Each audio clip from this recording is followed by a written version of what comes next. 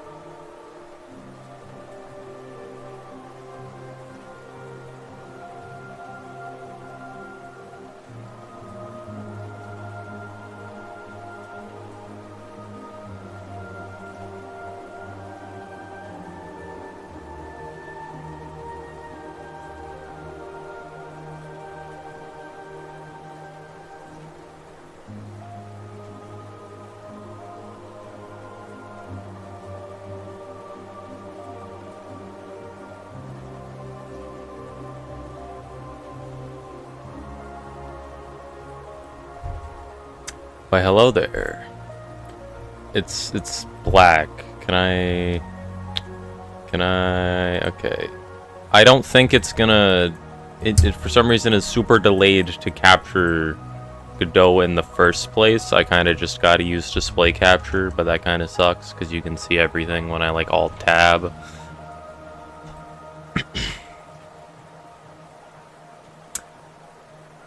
Okay, so this absolute abomination of a script for dealing combat damage exists, and I need to fix it. The game is mostly kind of functional. A few quality of life things still don't work, which I need to fix. But you can play cards, you can equip cards. I can't play that one because it costs 3 gold. Things have costs that work. And card scripts are super nicely formatted with all their stats now. Everything is going good for the most part. Hello, Panda. Hello, Allison. Can I ask what you want to do against some party game on the weekends? I don't know. Like, I find that my social anxiety kicks up sometimes, so I don't know about doing a repo or peak. I've been feeling fatigued. I don't think I have the mental capacity to do stuff like that. At the moment, at least. I'll probably do it in the future.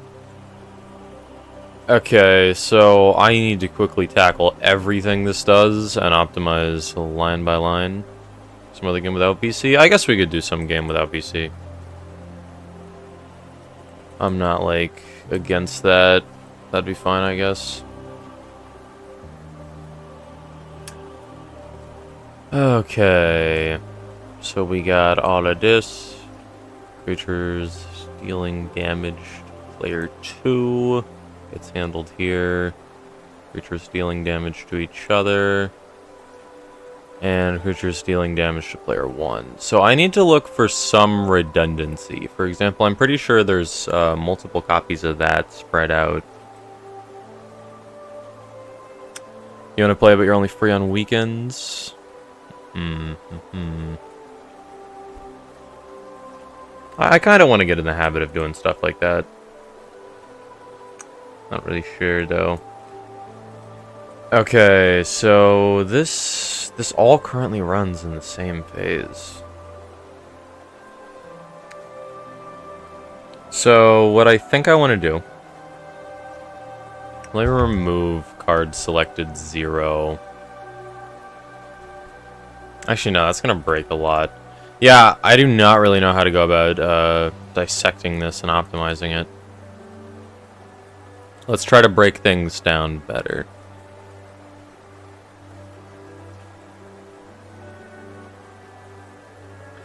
Because you have divorced parents, you can one weekend till midnight and another weekend how you want. Gotcha.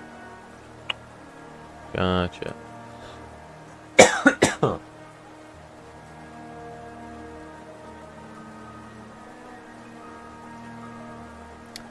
Okay, so this just checks every single card in Battlefield. If it's attacking, I don't want to do this yet. I think I want to get... I should probably create a list of things I need to do first. So what I need to do is check every single creature on the battlefield.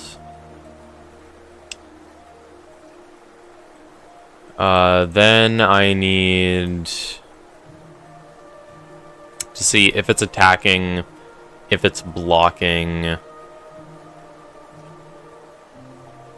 or if it's being blocked, and then I need to do a separate calculation depending on which one it is. Do I want to do this for every card in both of these at the same time?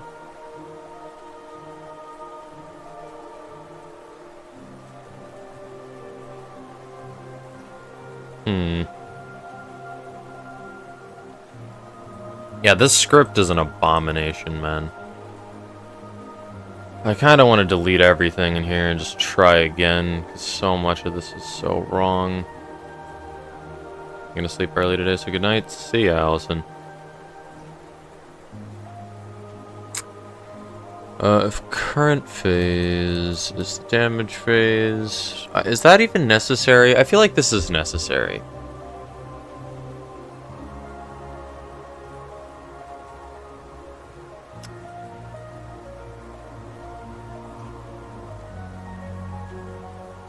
Want more than 6 hours of sleep daily? That's reasonable. That's reasonable. More than 6 hours of sleep daily seems nice. Okay, let me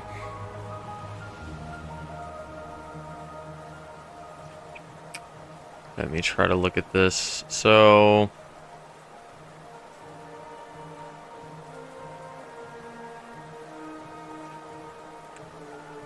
if it's the attack phase, every card can attack always. I feel like I need to do more programming, like back to back to back, because I end up getting in spots where I'm a little lost on what I'm doing. So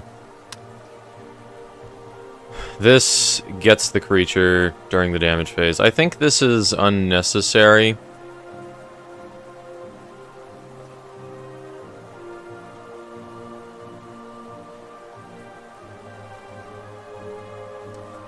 Wait a minute. You can notch all this down. It's like what? Shift tab? Yeah, there we go. Okay, so if the card is attacking... it does not even check if it's blocking. Which is weird, because I feel like for every single card in the battlefield... 4 eye cards in battlefield.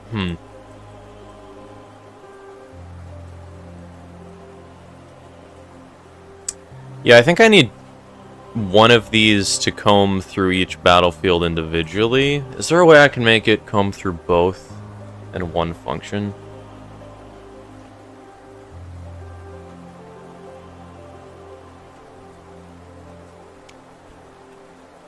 Because this loops for every single card in Battlefield, which means, let's say I have 7 creatures and my opponent has 10. This is going to loop 7 times. So if I put all of the relevant things in here to also apply to the second battlefield, I'm not sure how to make it apply an amount of times equal to whichever battlefield has more creatures on it.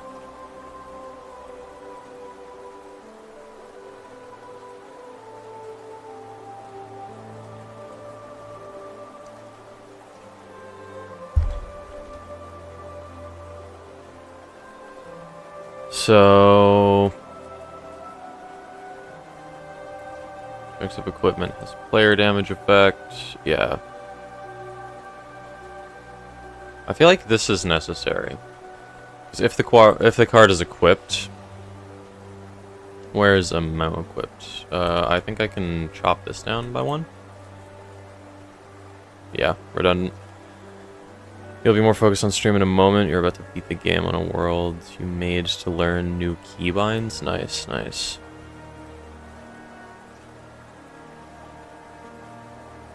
Okay, we got variable equip slot.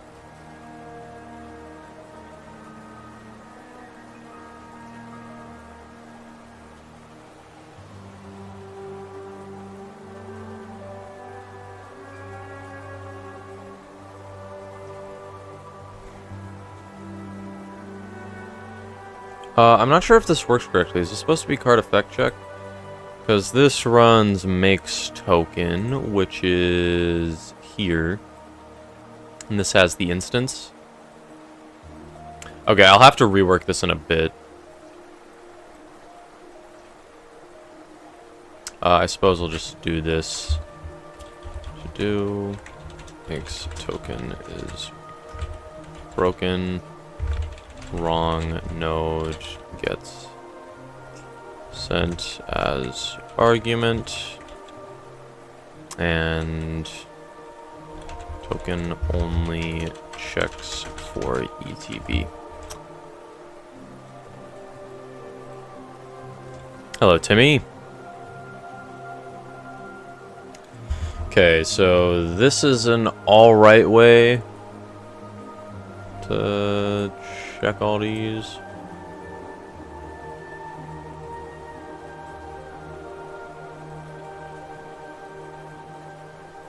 Yeah. This works.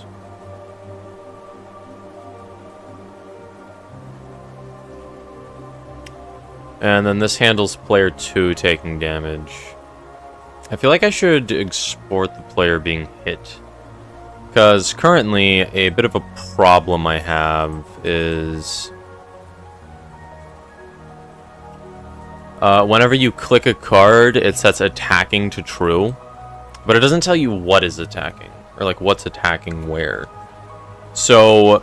certain cards like buildings, I need to be able to differentiate the fact that I'm attacking a card directly opposed to just attacking a player. So I should probably...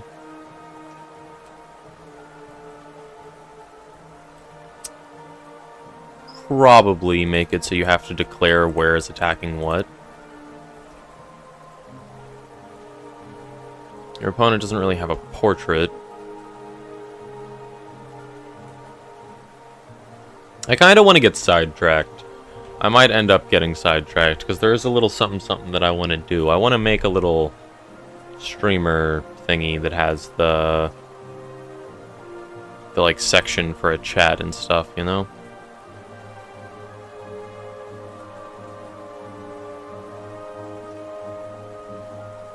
Okay. So, this handles player damage. Yeah, I feel like I need to somehow determine which one of these is changing.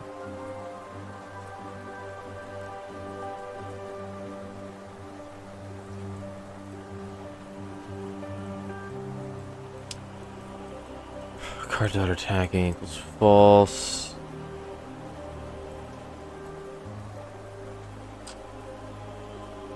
Is this redundant?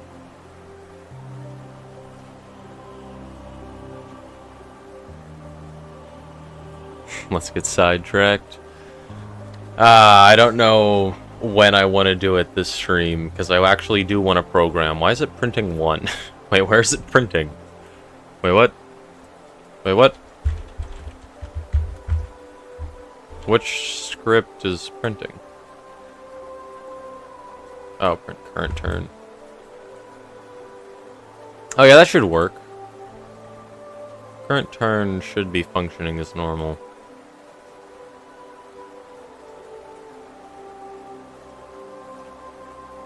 Sausage.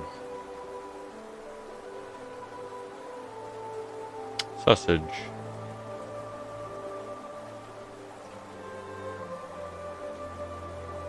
Okay, this top segment is being better.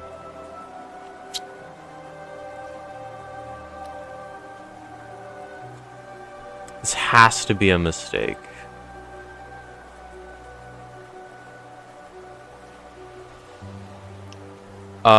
I think for every card in Battlefield. Okay.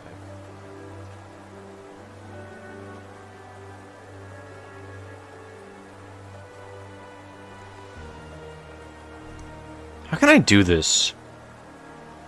Because what I needed to do is to come through every single card in Battlefield 2 and every single card in Battlefield 1. And I needed to somehow do both, and I'd prefer if it's all in one block like this, because I don't want a second copy of this block just for these two to be replaced.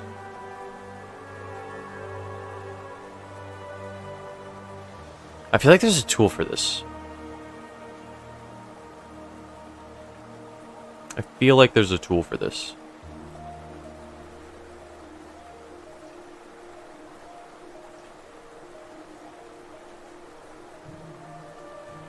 How can I run this twice?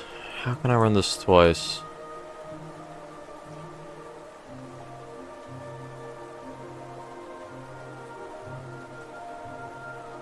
I'm gonna need, like, Sebastian to explain this to me, because I can't think of it.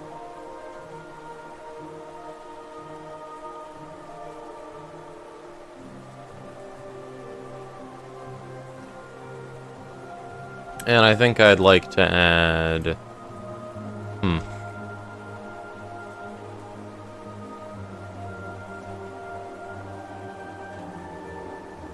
This needs to be optimized as well. I don't know how I'd go about doing that, though.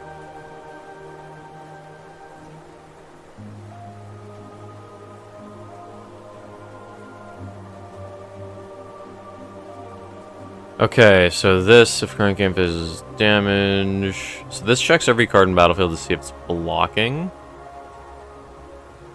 Let me try to get rid of this.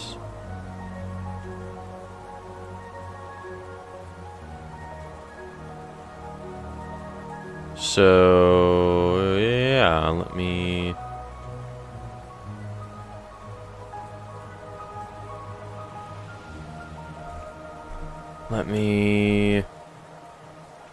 shift tab everything there, see if that works.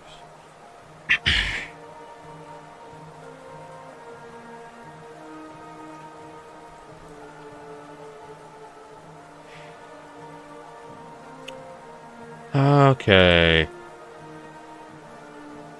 82 lines of hell. Yeah, this is done. This section's done. So this handles creatures dealing combat to each other. So it sets card selected to 0. Then for every card in Battlefield, this checks every creature to see if it's blocking. I feel like this should be in here. Because this is already checking every creature in the battlefield.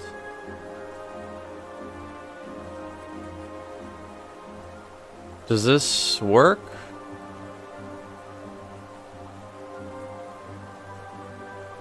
Card, then this is variable, creatures blocking, equals card in battlefield selected.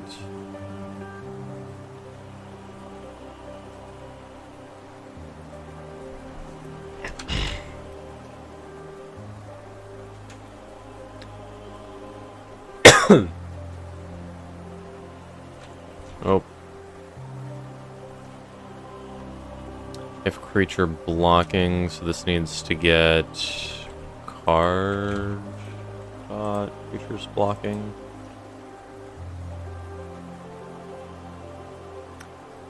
So this should check everything in the battlefield. If the card is blocking, creatures who are blocked and blocking deal damage to each other. Choose combat phase. This gets the creatures who are being blocked. This checks if the creature being blocked is the armor keyword. I don't like this being handled here.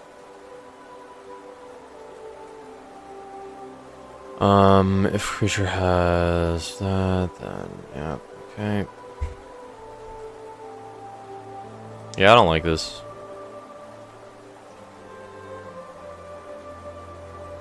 Else, there we go.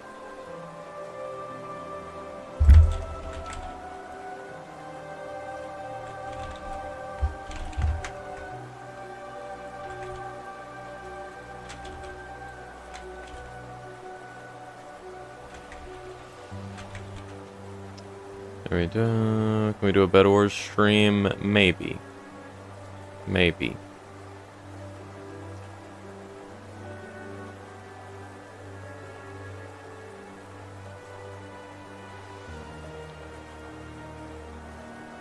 In the future, I might. I don't know. Bed Wars doesn't, like, interest me a ton. I feel like there are so many sweats, and I really don't understand the game too well. It's a game kind of like Fortnite, where I feel like part of it gets, like, ruined, because if you're playing a game for, like, 20 minutes, I feel like you should, I mean, I don't know how to say it, but, like, in Bed Wars, you can just, like, fall off the map. You can just get comboed off once after, like, 20 minutes of surviving, and then it's just over. Like, a big reason I didn't like Fortnite when I was younger is because I hated playing for, like, 20 minutes, getting a bunch of gear, surviving a couple zones just to die and have all my progress reset.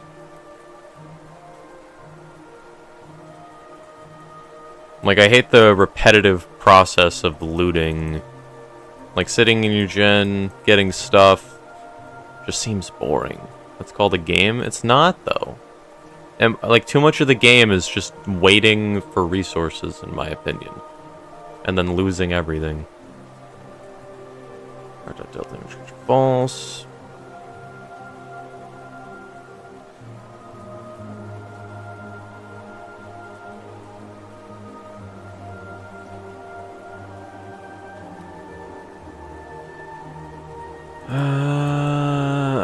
Okay. Every card in battlefield, card dot blocking is false. You should have played Nintendo 64. Why?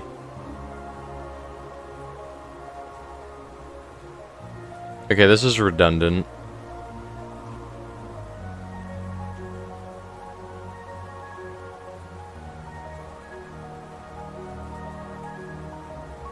Card makes token. Check for equip. Yeah, okay, let's make a new function. Check for equipment.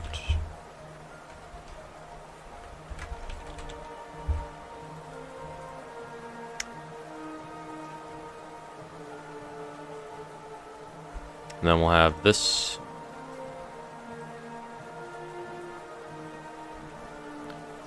So variable equip slot equals 0. Forge it, yeah, for every card. Buy.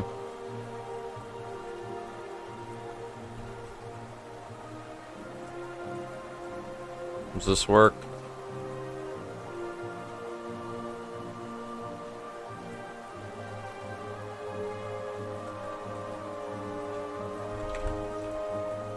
There we go.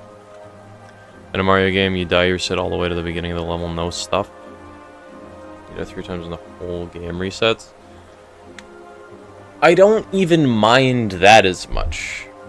Because at least, like, you're playing the level. Like, dude, I've played Souls games. I've fought a boss for, like... I've fought Ornstein and Smo for 40 minutes just to die and have to restart the entire fight.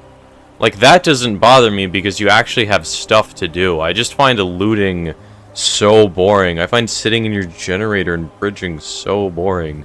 I find running around waiting for a single fight in Bed Wars so boring. I want stuff to do. I want stuff to do.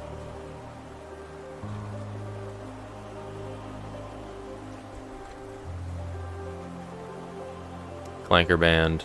Let's go. So you should not play DayZ. What is DayZ?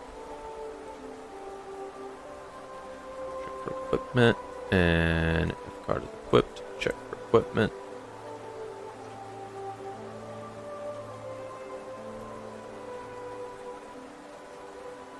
How does... Okay, so check for equipment currently...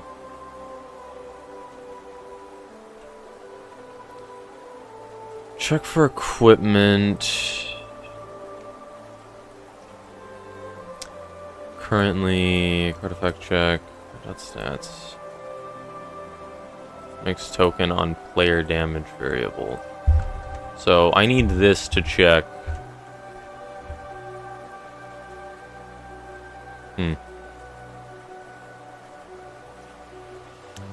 Basically, it's the end of the world, all that has happened. What does that mean?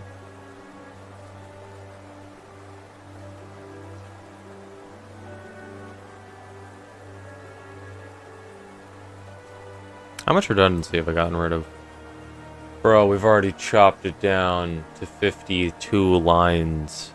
There was so much redundancy here, and half of it is still a copy. Half of it is still a copy.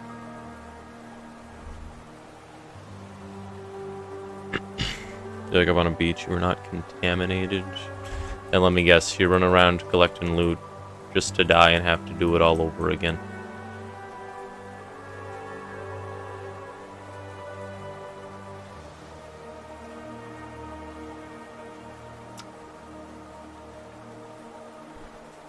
Okay. Does each creature keep track of blockers on its own? It does. I don't think this should handle it. I need to set up these functions. Because I have card takes damage and card dealt damage.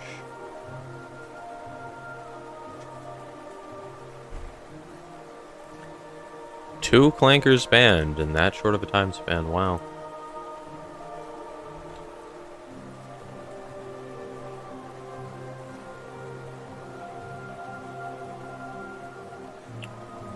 Okay, so when it deals combat damage, this is if it deals it to a player.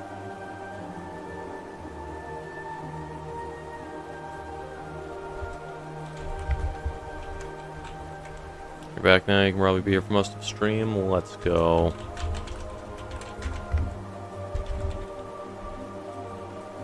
Literally all this function does is deal damage to player 2. This deals damage to player 1.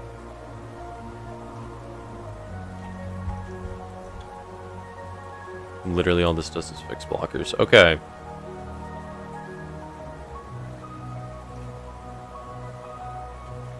Oh, wait, this part deals damage to player 2.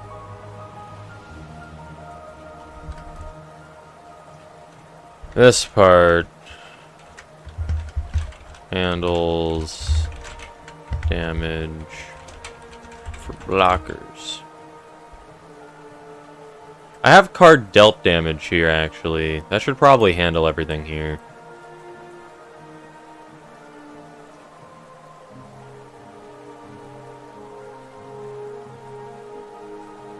You're surprised you're not found out to be a clanker yet? Best clanker ever, you're so good that you thought you were human?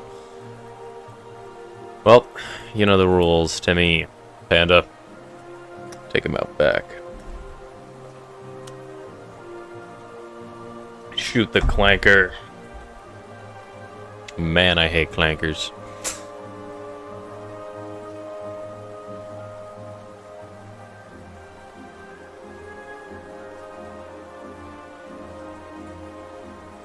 Why is card selected down by 1? Can I up that? And does it work still? If that works, that makes it much cleaner.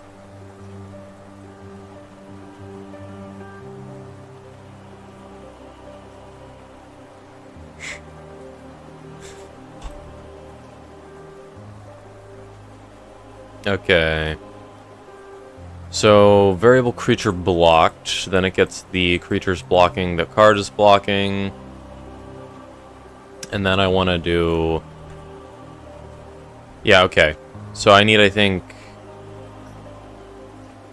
minus card damage. So this is going to be creature blocked dot card takes damage.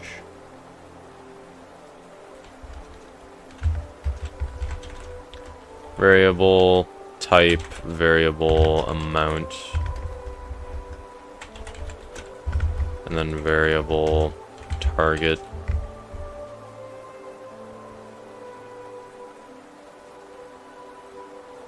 Is target the right formatting?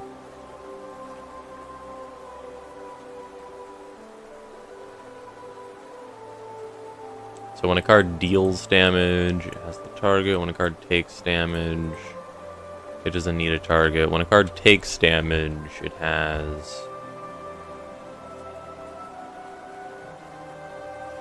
I guess target should be the thing.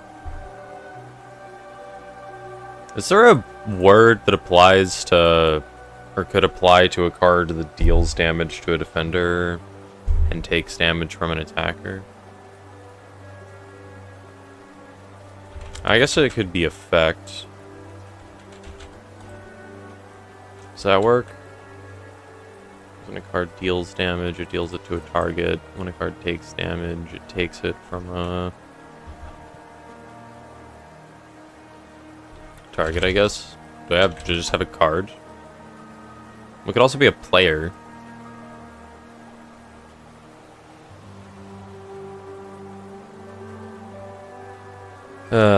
What makes the most sense for this? I suppose target works. So, variable type equals combat.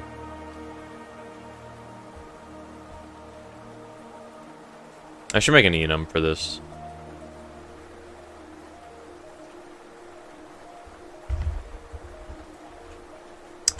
Enum, damage types,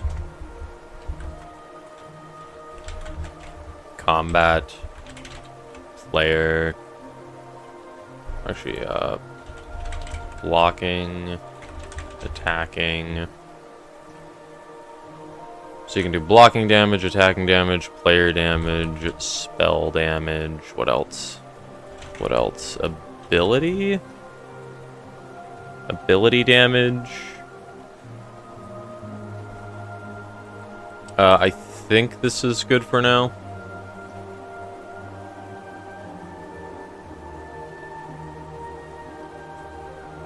Right, so type equals damage types dot,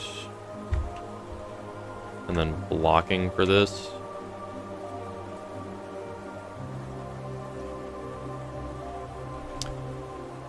Because the creature blocked is the one taking damage.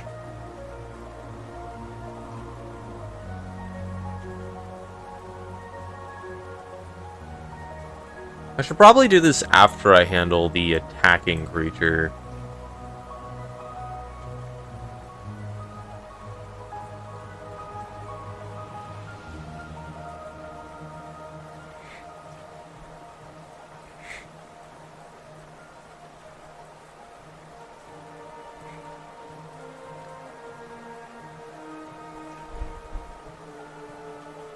It's gonna crash if a creature dies, I bet.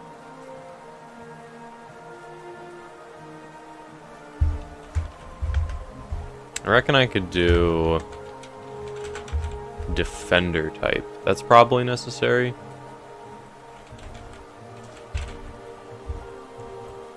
Because that should still function in those scripts. Yeah, and I should probably have all this declared at once.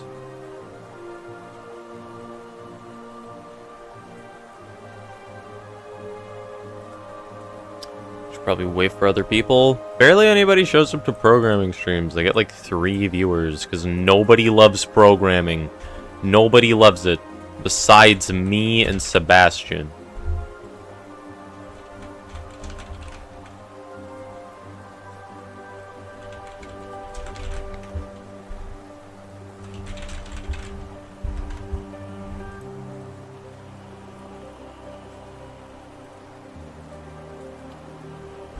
Okay, so let me think about this. So there's the type of damage, the amount of damage, and the target dealing the damage.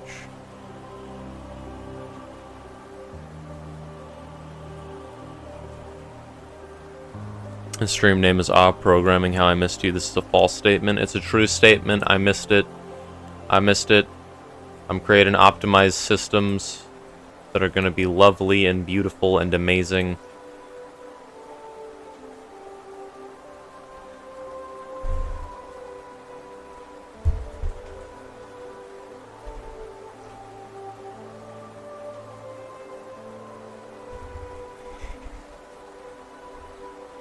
I like it. Other people don't like it.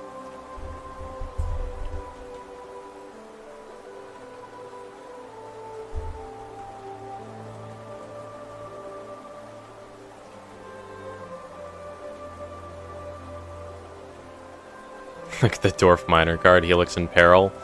He's okay, that's his friend is dying in the background. I haven't even drawn the card fully yet. The background is still a sketch. This dead guy is still sketched out. The main card is rendered. Almost rendered as I'm gonna make him. The beautiful MS Paint Knight. He's so handsome. Beautiful dying lizard test template. Amazing.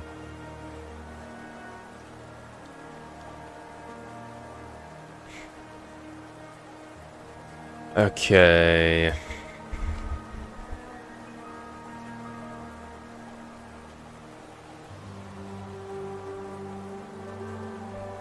Which type stop blocking? Amount equals card.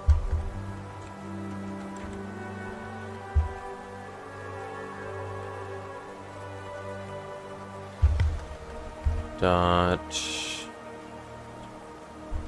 What is it supposed to be?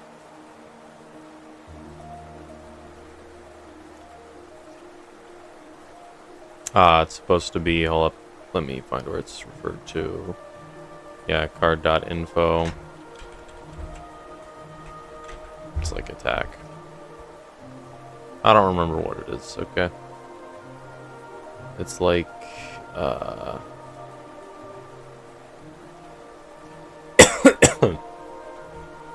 hello, May.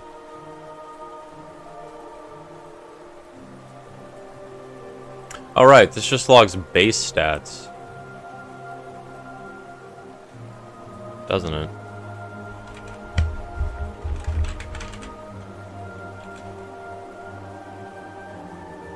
Expected info. Wait, expected end of statement after variable declaration. Oh. Variable damage amount equals. Bang.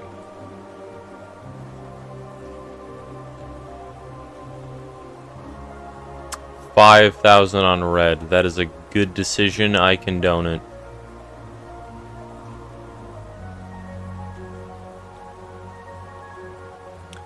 The night looks like it was carved by a shank in a prison wall. The lizard is vomiting blood. The only cards that don't look like they're in pain are the inanimate objects.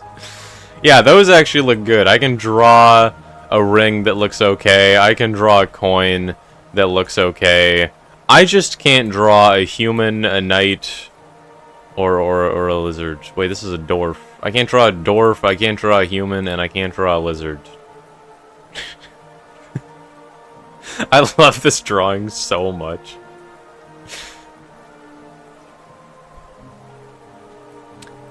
And if enter target equals card. Great. Unfortunately, I don't think combat is working well enough for me to even check this. Because opposing cards are never going to attack.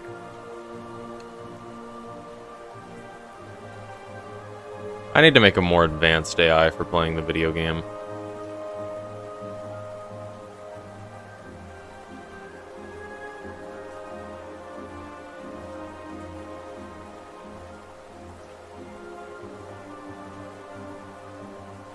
Okay.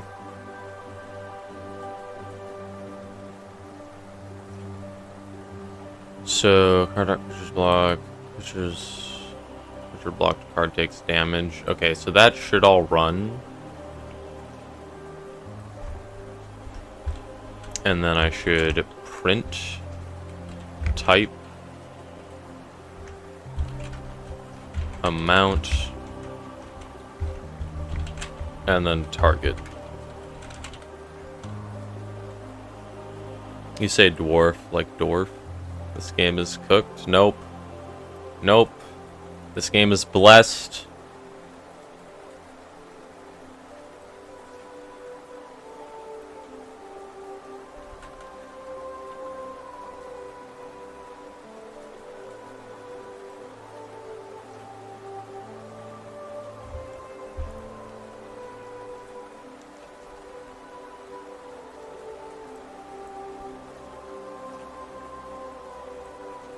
This game is perfect.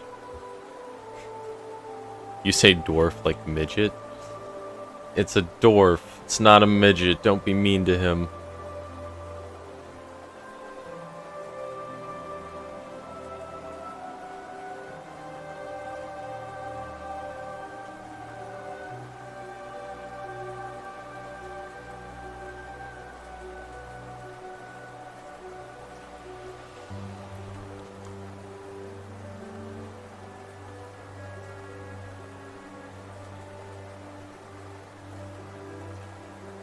Okay, I kind of want to make a better AI. Because currently the bot doesn't actually do anything.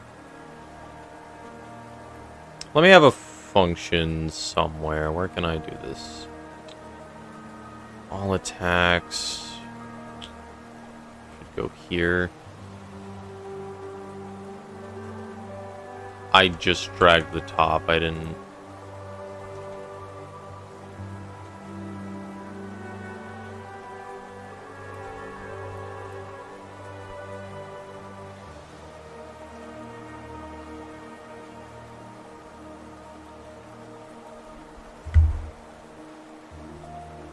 You love Spambot though? Oh, don't get me wrong, he's still gonna spam. Just, I want to... I kind of killed him a lot.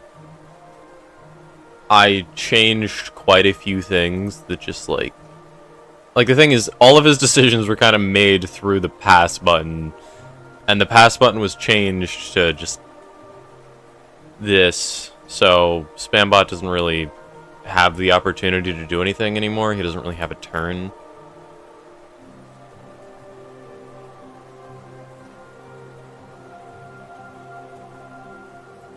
So we're gonna try to, yeah, let's program a better clanker. So let's just have a function bot decision. Does that sound good?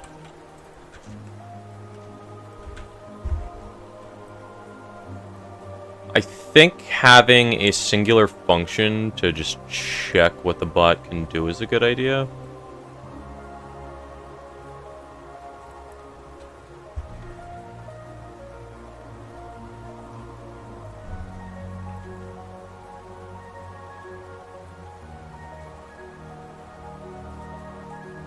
Hello, Catraz? Catraz? What are you doing? I'm programming a card game. Currently, I'm trying to program a bot to play against me, because I don't really have any friends to, you know, 1v1 me, and cards get sent into the Shadow Realm if you're holding them during the... Okay. I need to fix that. That's still a bit broken.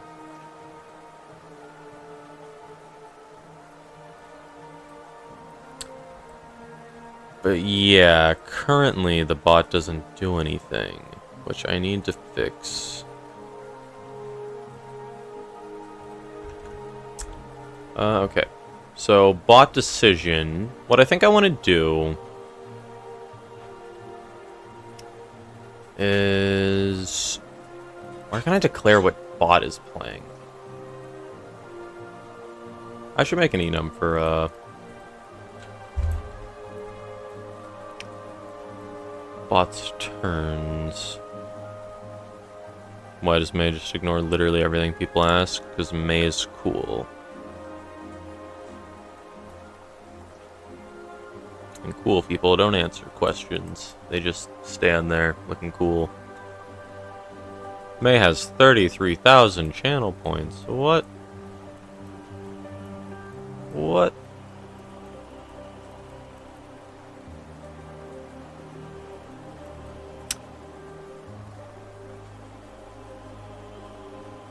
Alright, gambling time, let's go, let's go. Let's get the gold, okay. We got 5,000 on red, 5,000 on black, 0 on green, 0 on gold. Let's see what it's gonna be. Gambling time, let's go, let's go. Okay, it's red. Bye, Catraz.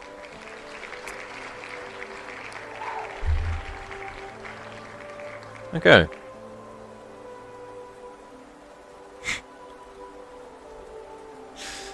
Yeah, it's a 50-50 unless you're going against May, then it's not a 50-50. This is the first time Panda's lost in a while.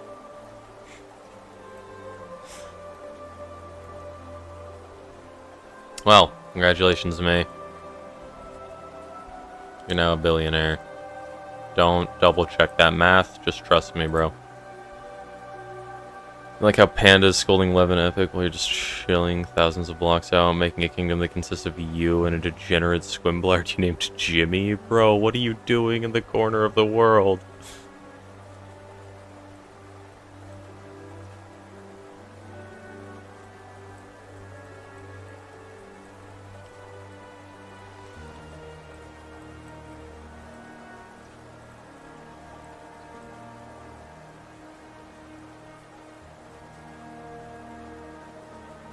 Oh, by the way, May, you wouldn't happen to know, is there like a programming principle that could help me out here? Because currently I have this function that checks if a card is attacking or blocking, And I don't know how to not just have a second copy that just checks a different one. Is there a way I can make a for loop? Well, actually, hold up. This variable could change depending on which one's been done.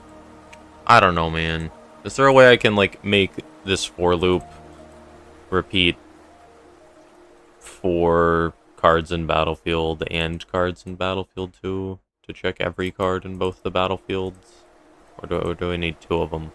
Because, like, 95% of the lines of code are the same. Literally 2 lines of code are different. These are it. That's the only difference between this and this when it's complete. Literally 2 lines of code. And I feel like it's such a waste to have all the rest of the code just exist and do nothing. Well, not nothing. But, like, it feels like such a waste, and I don't know how to make this happen. I don't know what to do there.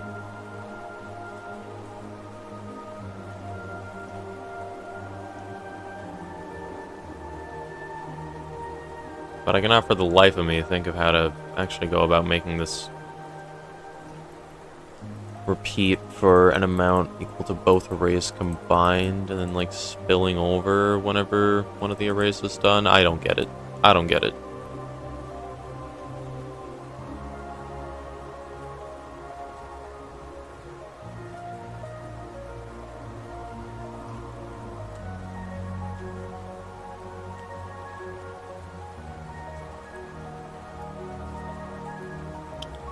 Okay, so bot decision.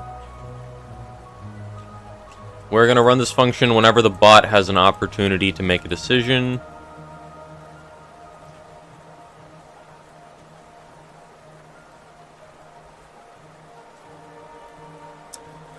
Hey, you don't know, maybe we would just make the turn a boolean and have an if statement that changes what card it's looking at. Wait a minute. Now the problem is the current combat is kind of bad because it checks every single card on the battlefield to see what it's doing. And the reason I need a second copy is because I don't know how to check every single card in both battlefields and then apply all of this. That's my problem. Check all this. I feel like a second copy would be such a waste because I could dumb this script down to like 30 lines. Maybe like 40 compared to the 90 it was if I can get rid of this redundancy. But if not, then it's just going to be, I guess, 80 lines still. We're watching Invincible Season 2 right now, and Angstrom deserved what he got for real.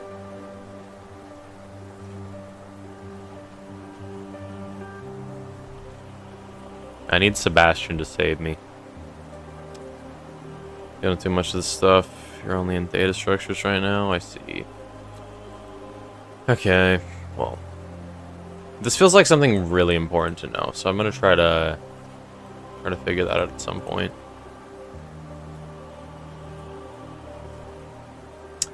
Okay.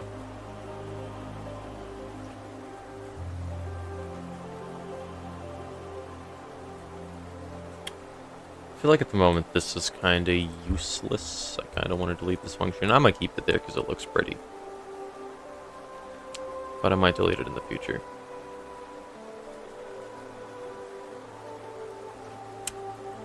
Okay, so function fresh actions is good. Okay, what am I even doing right now? Okay, bot decision. So I need to make variable bot and then have enum bot types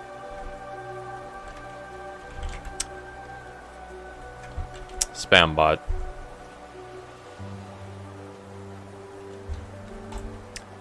Does this work?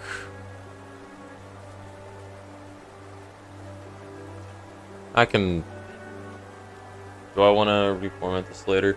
Okay, my question is, do I even want multiple types of bots? Because I was trying to think of a model of a bot that could work, and I could probably put enough information in a card to give a bot some way to strategize with it somewhat. For example, like a Dwarf Miner is an early game gold producer, so it's like a gold ring. And Royal Knight is like a mid-range gold payoff. So I could like tell the bot vague information like that and try to make a system that can make decisions based on things like that. So do I even need multiple bots?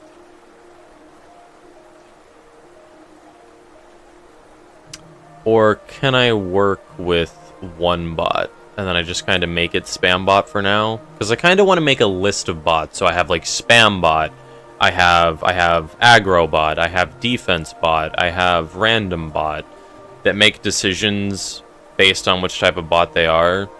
Like aggro bot has an 80% chance to do something aggressive. Defense bot has an 80% chance to do something passive. That could be unideal, though. I think I'll just make Spambot hard-coded in here for now. And then I can change it around later if I dislike what it's doing.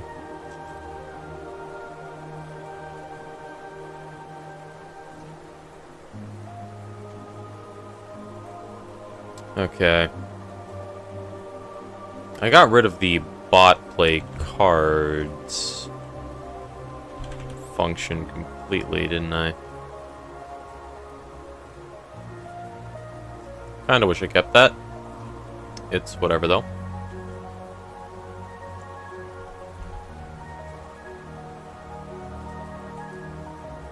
Okay, bot decision.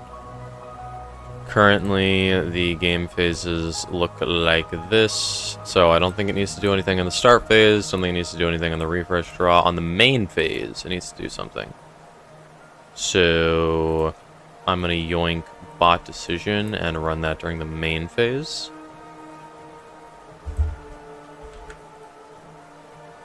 If current turn equals player 2, or nope, is it? Oh, player's turn dot 1.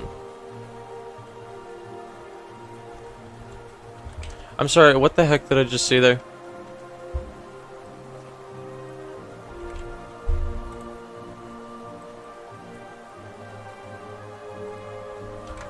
Wait.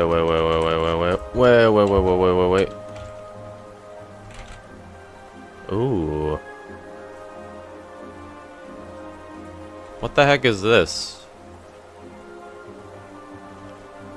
The multiplayer API instance associated with this node. See scene tree.get multiplayer. Interesting.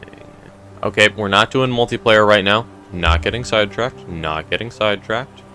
Finish bot, finish damage, get sidetracked. That's the goal for today. Not sure what order I'm gonna do them in. I think I should be able to get combat at least halfway done in the stream. Current turn is player 2 turn.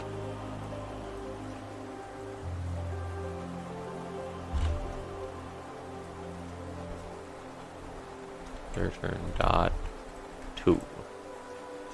Then bot decision. There we go. Okay, you're bored. You're gonna go play on the SMP. Okay.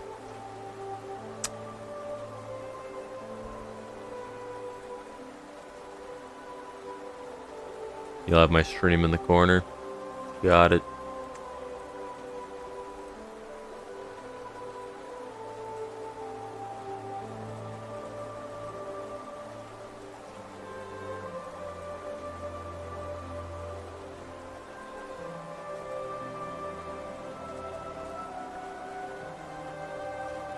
Okay.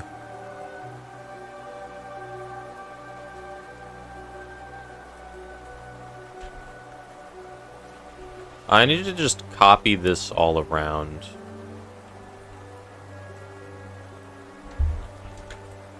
This is supposed to be above, not below. Gamephase attack and gamephase block. Great. So now the bot is making decisions during 4 game phases. During the first main phase, during the attack phase, during the block phase, and during the second main phase. I think the second main phase is useless as of now. I think I'll just dumb it down to these 3. So currently the only time the bot will try to make decisions is during its main phase when it can play cards, during its attack phase, and during the block phase.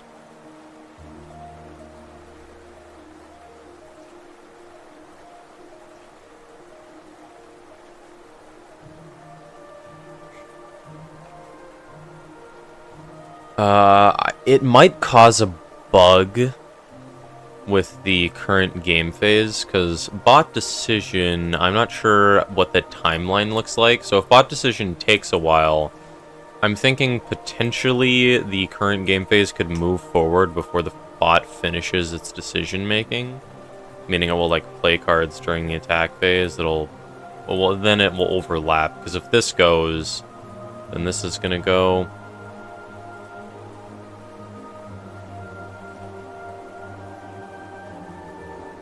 It should be fine. Okay. So, bot decision. I kind of want to make some variables. So, let's start. So we got variable play card, variable attack.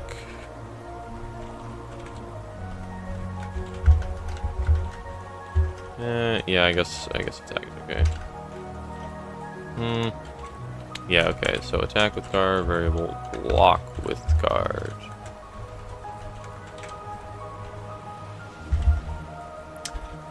Do I want to make a bot that just does things at random?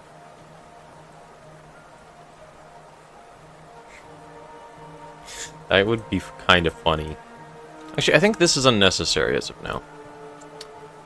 So,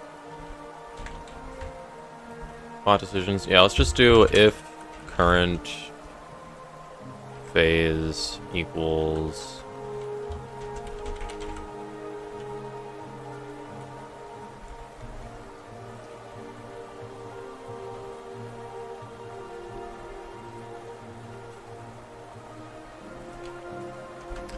what am I doing here?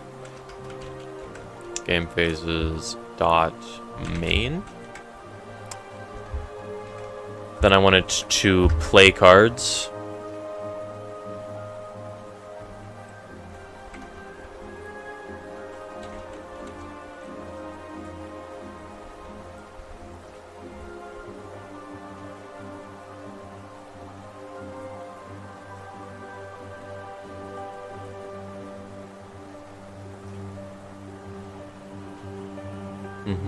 Okay, hold up. I need to think.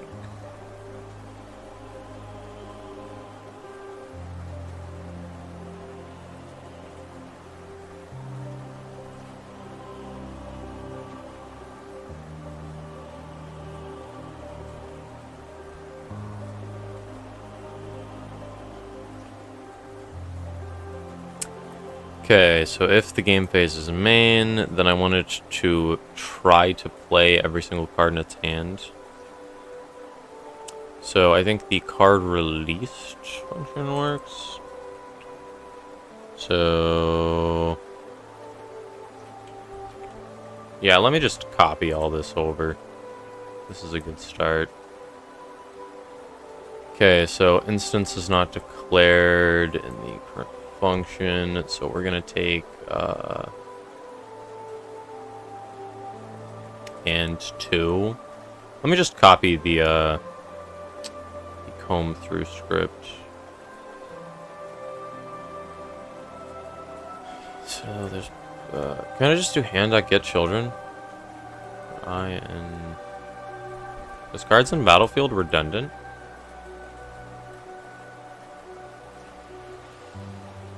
I don't actually know. Get children... Get child count. Wait a minute, what does that do?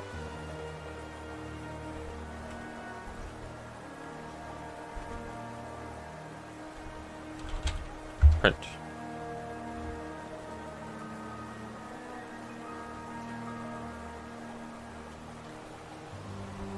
Okay.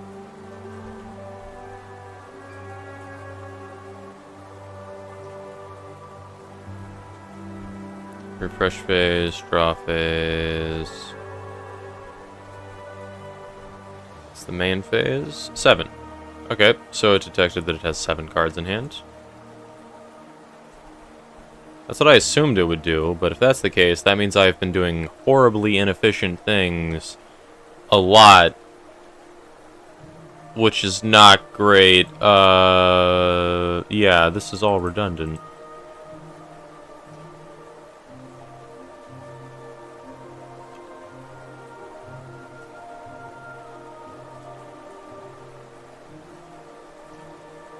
Yeah.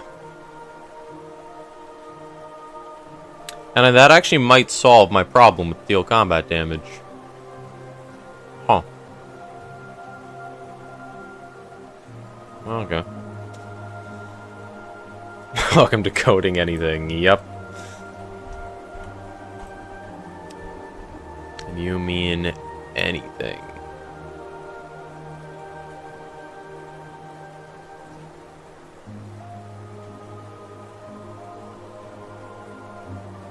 Yeah. Yeah, discovering you've been doing everything in the worst way possible is kind of just the programming experience. Okay, well, let me try to optimize the way this goes. But let me actually just yoink the entire, like, beginning of Battlefield Sword. And then try to copy this over. Puncher had a bad day again. Say the best advice you have, except just end it, gang. I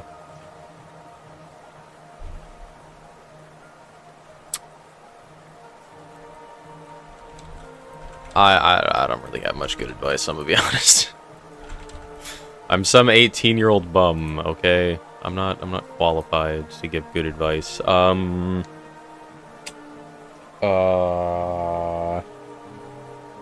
Video games cheer you up.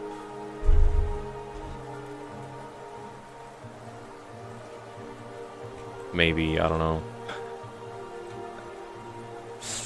Yeah, just end it, gang. Yeah. I'm kidding.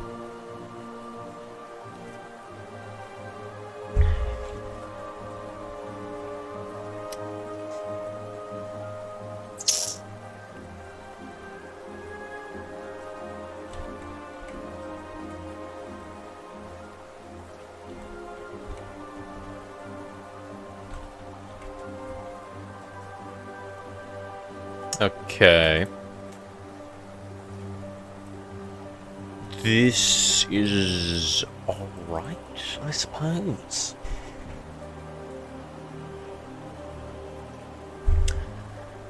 Okay. So this just gets 7, because there's 7 children. So, for every single card in there, if I do that, what happens? Card selected. That doesn't use array. Oh no, I have to turn it into an array. Okay, this should work. But then that's just the same as cards in Battlefield.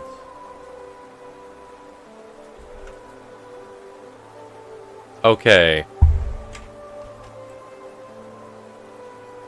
Thankfully, I wasn't doing this in the worst way possible.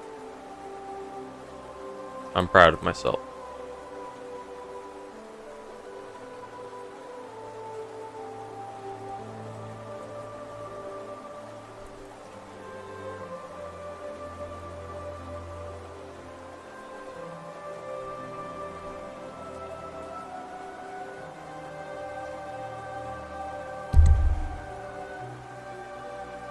Okay.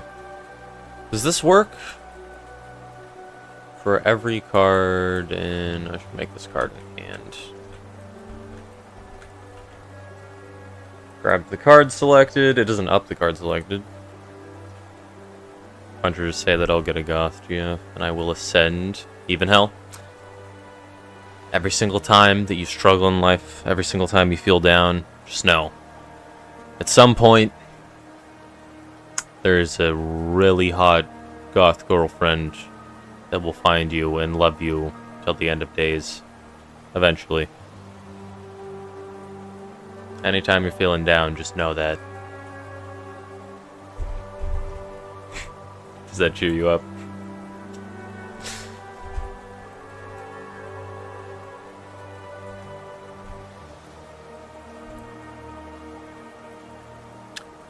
Okay.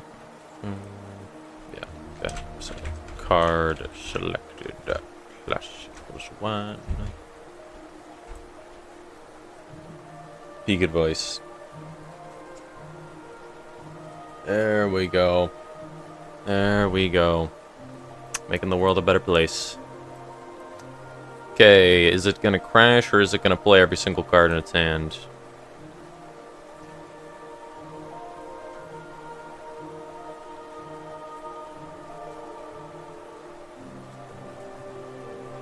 Okay. It played them on my battlefield. Not what I wanted you to do, but I suppose that's progress.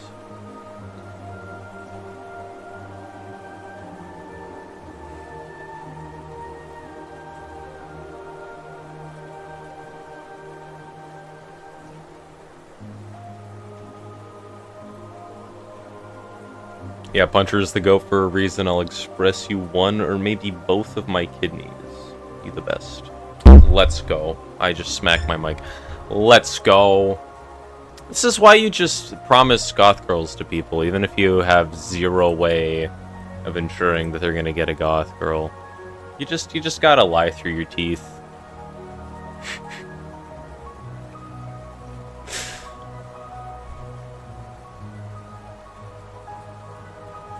I'm a bit confused why the cards were small and why it didn't play all of them. Oh. This needs to go down. It's stopping at a knight because it's that function only ran when it had enough money to pay for every card. So whenever I tried to play a knight, it would fail.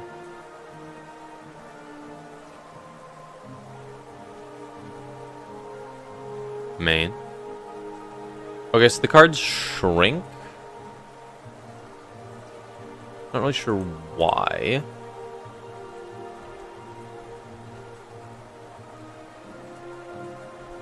On main 2, they go in the correct position. Interesting. Okay, so the cards are children of Battlefield. Their positions just aren't fixed. Interesting.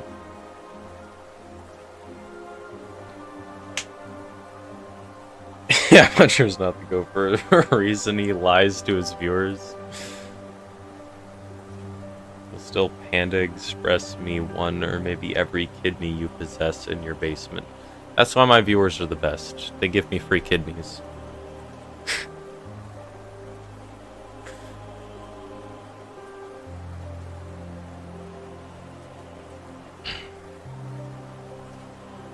May, you wouldn't happen to know how to get a Goth GF, would you? Asking for a friend.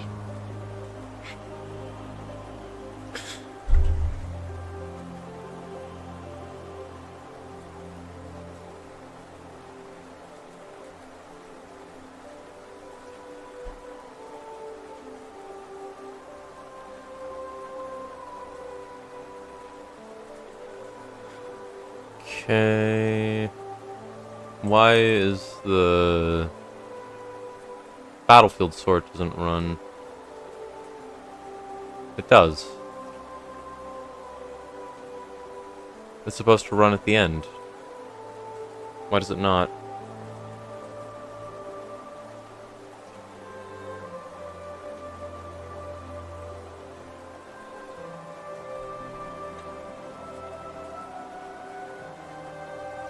Nope, you're arrow ace. You don't know that stuff. You think a CS course? What did you expect me to have a romantic life? Yes, I did. I was hoping. You seem intelligent. I was really hoping that you would be able to give me wisdom to make me slightly less lonely in life. Alas.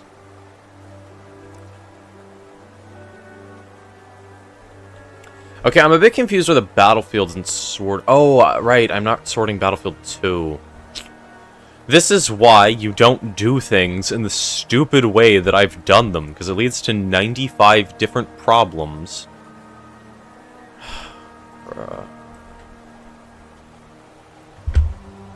Yeah. Hello, Inkster. Okay, let's go through all the phases. Main, there we go! The bot, in fact, plays cards. I'm the one who gets the gold when the bot plays cards. That's fine. The bot doesn't need the gold. I'll take it off his hands. Real talk. Cards does need to make the token and have the proper player get it.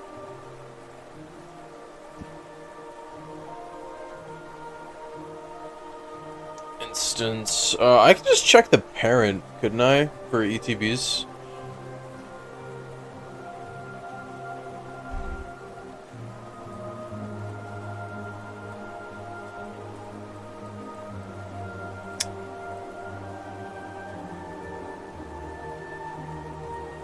Yeah, I could definitely do that.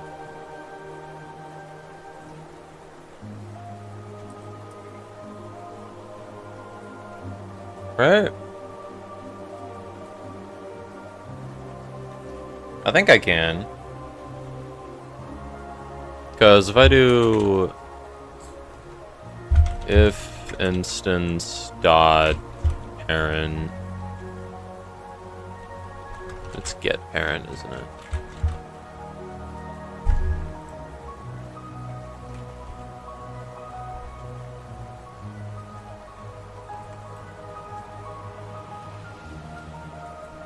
And then I need to do equals equals, then like Battlefield. Is that how you do that? So now his dwarf miners should not make any gold.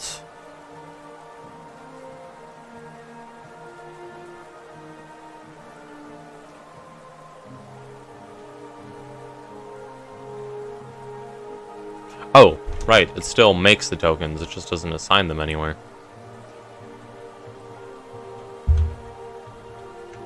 So now I should be able to do this. Actually, let me go to my main phase.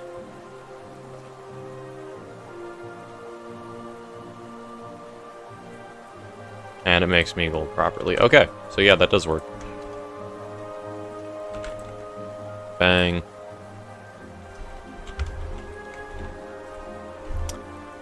Parent to tokens 2. Token position. What should the token position be?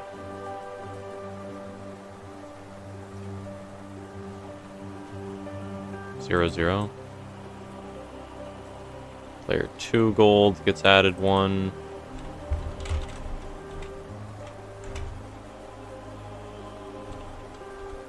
You're the one who gets the gold as Puncher develops a game with his junkie friend and breaks the badge. I'm sensing a Breaking Bad reference.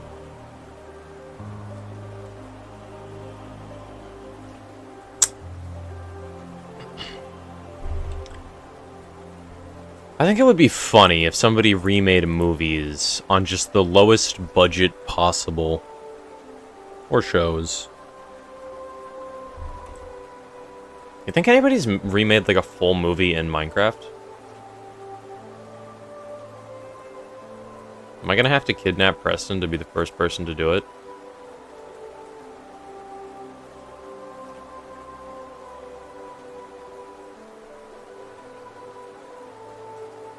Oh right, it's my opponent's turn.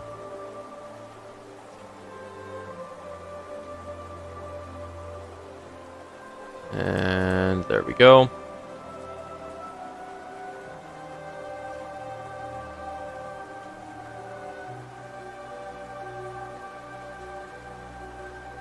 Here's stats on Gold Ring GD. Oh.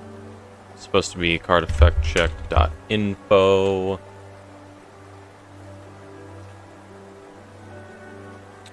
And then it's this.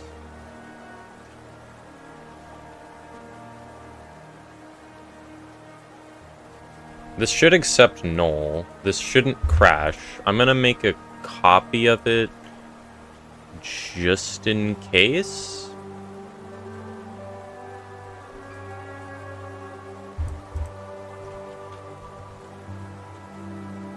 Wait, no, this checks if it's supposed to do it in the first place. Whatever.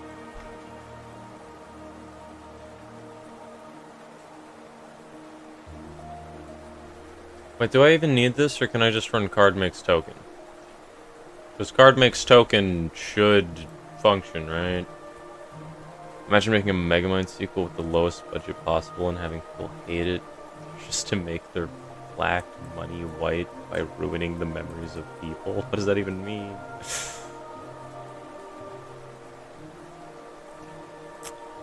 Did Megamind 2 make a profit? If it did, I will be sorely disappointed.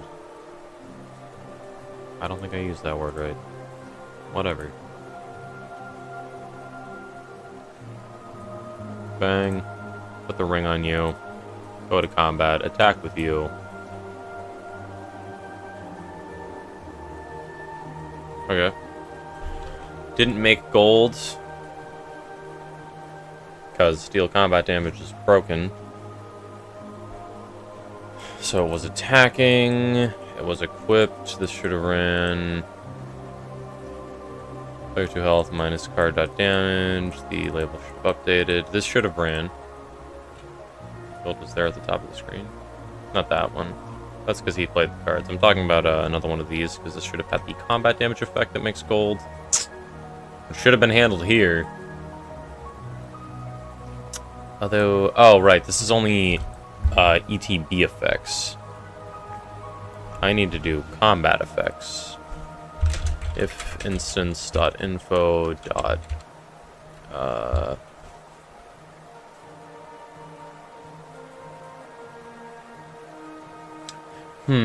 this could lead to a problem. So currently this checks for ETB effects, which I think... Wait, why is this in here? This doesn't need to be here. Wait, okay, here's the problem. I'm worried that if I make card makes token run again, it's gonna be like, oh, this instance has an ETB effect. It needs to make a gold token, even if I'm running card makes token for combat. So...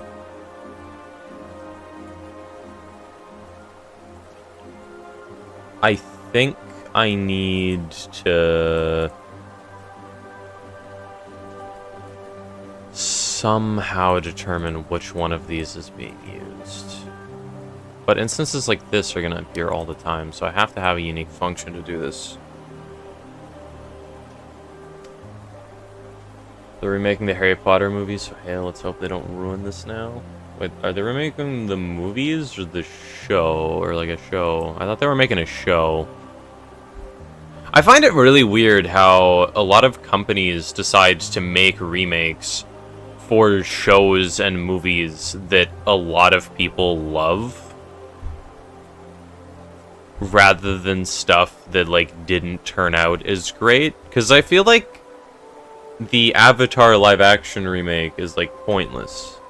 I feel like Disney's animated live action remakes, well, the live action remakes of the animated movies are just like pointless because people already like the IP. Why don't they make a remake of something that sucked and then improve all the things that made it suck so it's just better. You know? Like, I feel like that's the point of a remake. Like, the only time you should remake something is to improve it. Rather than just make a variation of it if it's already good. It's really weird.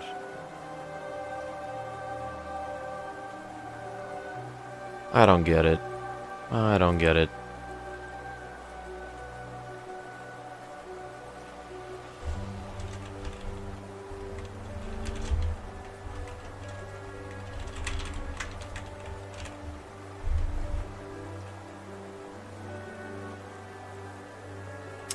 I don't get it.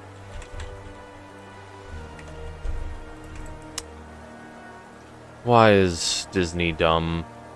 I mean, the thing, like, the thing I don't understand is how something like Disney can make so many stupid mistakes and still be just chillin' and continue to make stupid mistakes. Like, Star Wars has consistently been going downhill. There's only been a handful of projects that were really, like, good. So how the heck does Disney, like, not notice that they're losing money for no good reason and decide to change something? They play with people's memories and manipulate our nostalgia for their benefit. You missed Disney when it was all hand-drawn. Yeah. How much money are they actually making off of, like, new Star Wars projects, though? Because some of them are good. Like, Andor's good.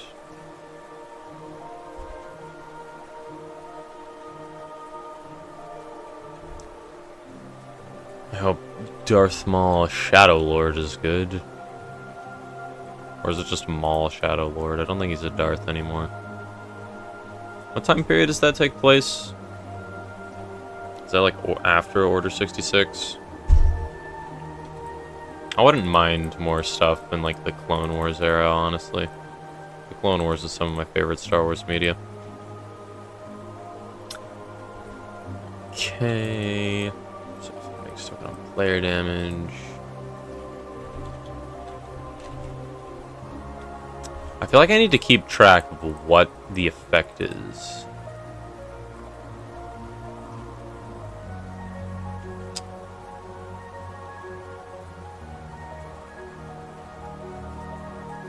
Well, you were always a DreamWorks kid anyway. I just watched animated movies. I honestly don't actually pay attention to who really makes movies at all. Is it DreamWorks that made Puss in Boots: The Last Wish? My pronunciation is just all wrong. Sometimes.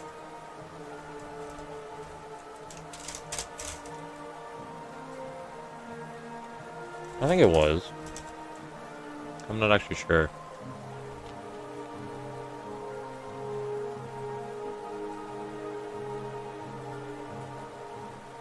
DreamWorks made Shrek. DreamWorks is the best. I've always loved DreamWorks. They're my favorite.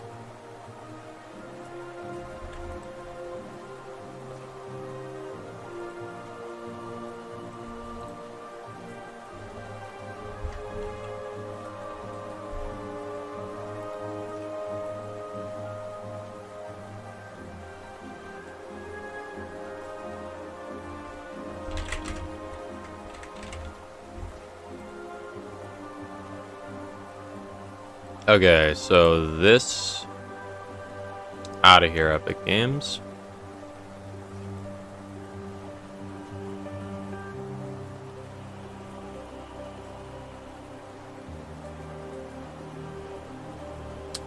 Just gotta go through the phases. I need to make it so the button auto advances when nothing can happen during a phase, because so much of this is just left clicking.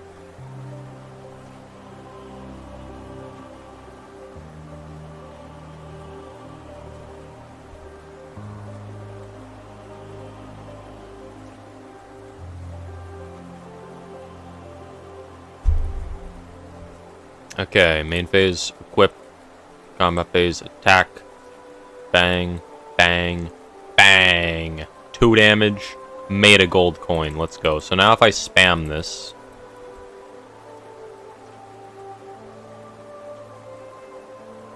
Oops. There we go. Did 2 damage. Made a thing. Why is this... Oh, right. Okay. The bug exists. Things have just kind of coincidentally fallen into place.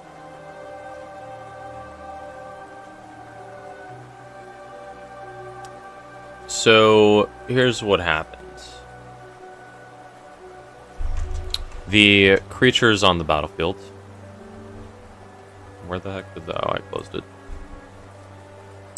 Let me set it up again. Okay. Let me actually get another gold ring. So, the creature's on the battlefield, but this function... Where is it? This function only checks... This function only checks the instance, aka whatever card it's being told to check. And it never actually checks the creature. It only checks each equipment to see if it has these effects.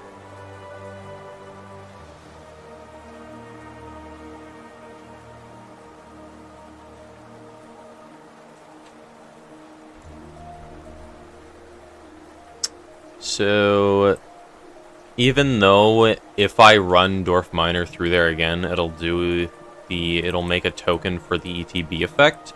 It's just not being put through there in the first place. That is bad because if a card has an ETB effect and a combat effect, I need to be able to tell.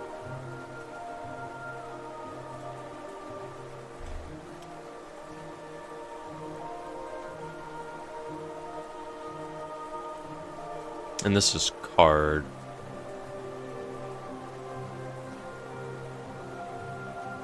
What does card equal when this runs?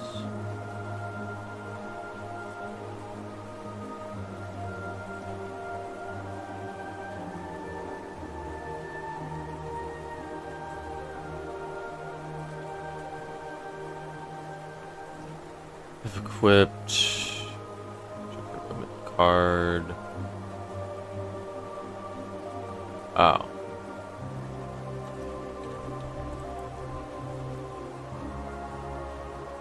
There we go.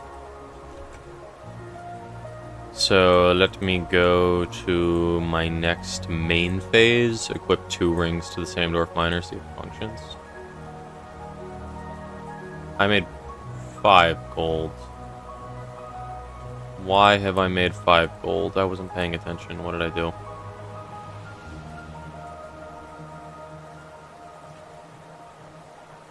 I lost a gold.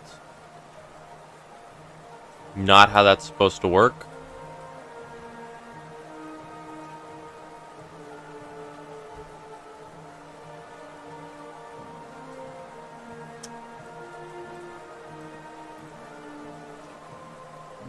Let's just go all the way through the cycle.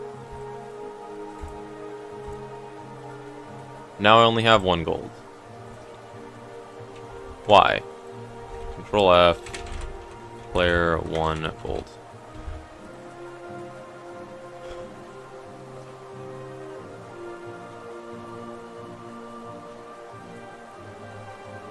Oh, and this is needs to be edited. And 1 to player gold count regardless of token made.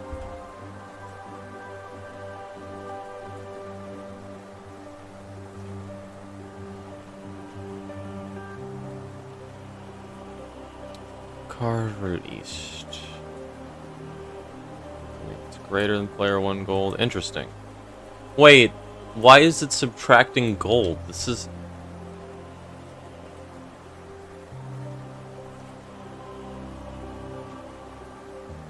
This is the only time that...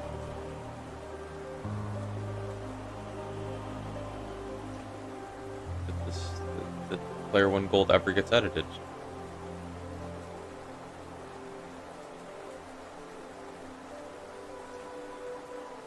That's the only time it goes down. How can it physically...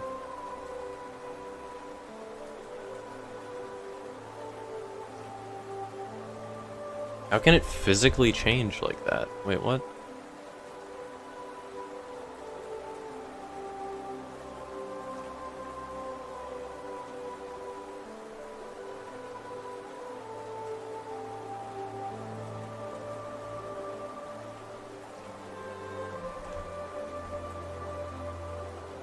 It does not check every creature in the battlefield properly.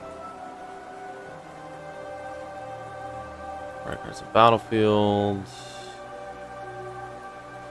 Is this a problem? Oh yeah, this only checks if the card is attacking. That needs to go down.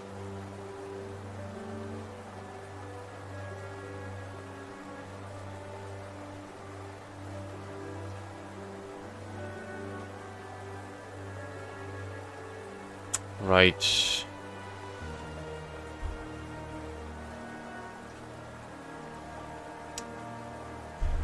Some of the new Disney movies you liked were Coco, only because you like Spanish music, and Coco's nearly a decade old now. Damn.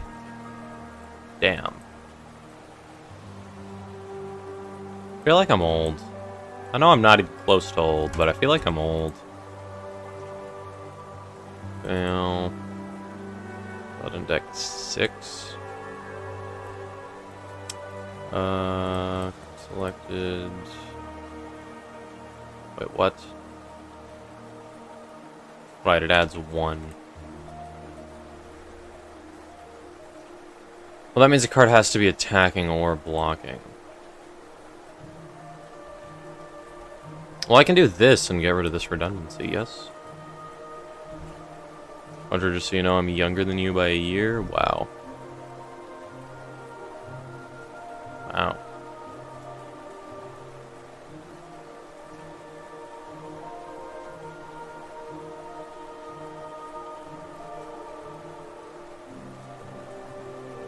Okay, 7. This should not be running in the first place. Card selected equals 0. There we go.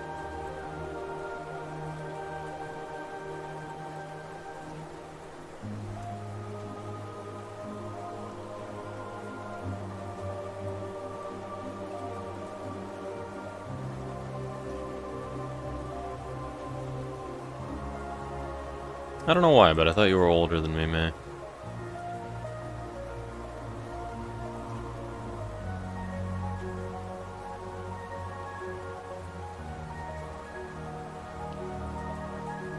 Main, let's equip both of you. I should not have 2 tokens, I should only have 1.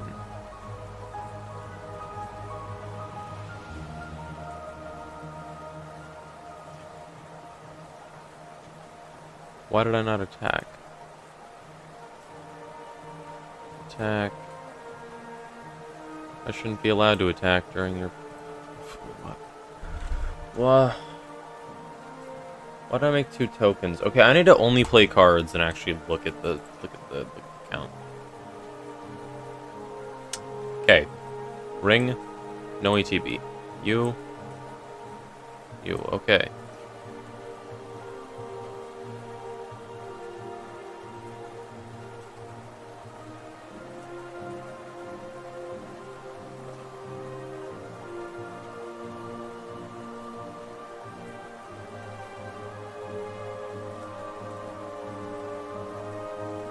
Okay, now when I look at the token count, nothing happens. Good to know.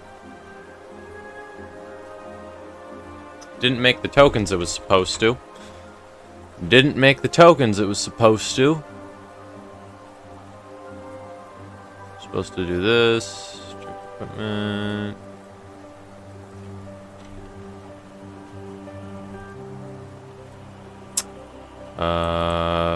For J and card size.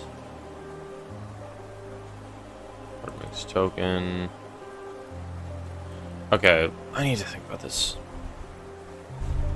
So what this does, variable equip slot equals 0. So this goes through every single equip slot. That's why this repeats. the size. So variable card effect check needs to go there. But that's just a number.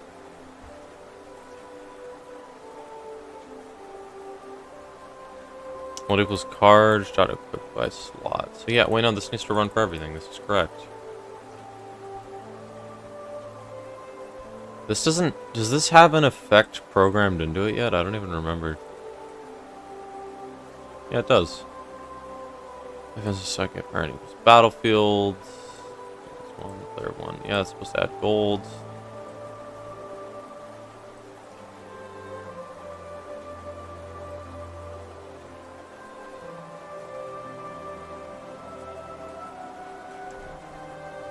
Huh.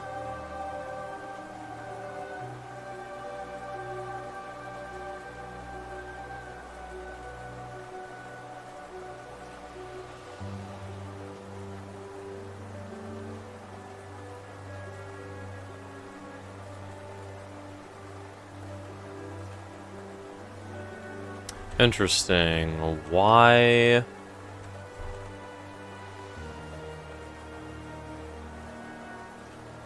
Okay, that tells me that there's a mistake here. If card is attacking, then it checks this. If card is equipped, which it should be, then this should run. And if this is running... Wait, what does card equal here? Yeah, card is the card on the battlefield selected. Yes, this is attacking. Check for equipment. On the card that's attacking. And then for every card that's equipping it, card effect check is...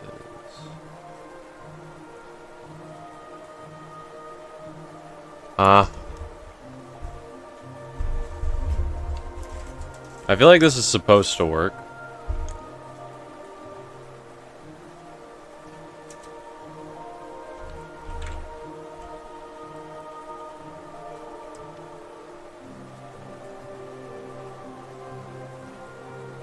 Let's try this again. We make 1 gold.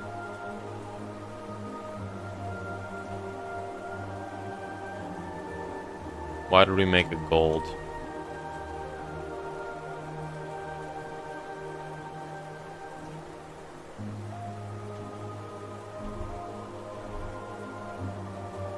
Why did we make a gold?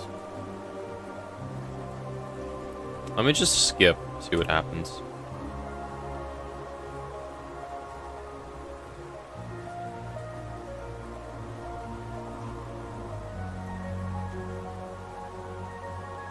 Interesting.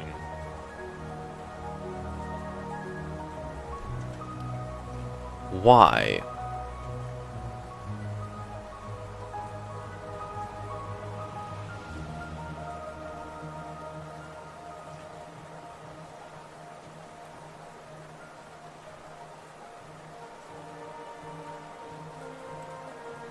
Well, it has to be this.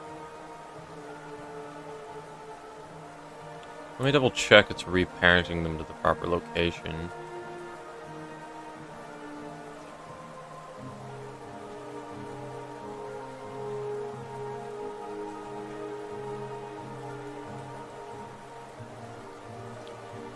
Yeah, this runs afterwards. It runs after they're on Battlefield 2.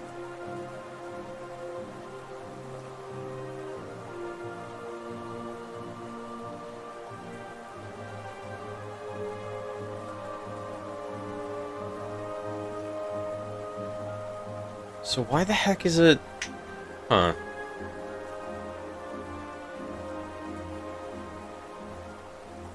Why the heck is it doing that?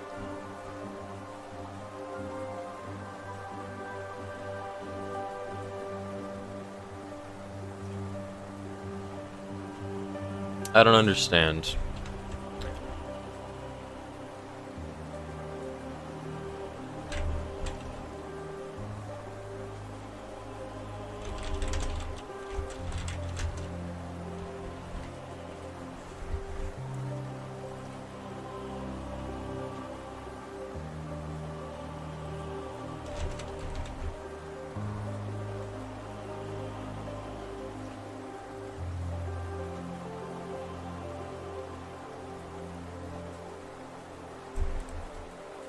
Interesting.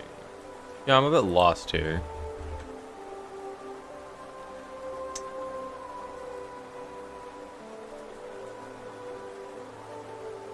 Part of me wants to go on a side quest real quick. Because there is something that I want to try doing.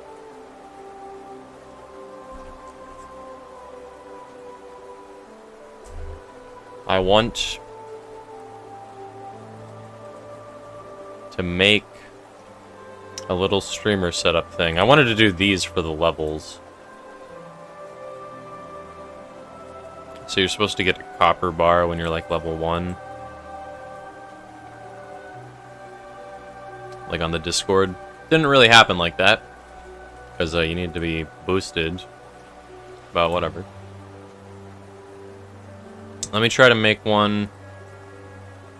It needs to be 1920. What is this? 1080. Why is it maxed out? Maximum project size is 124x124 for the free version. Bruh. Bruh. You have dinner now? Alright.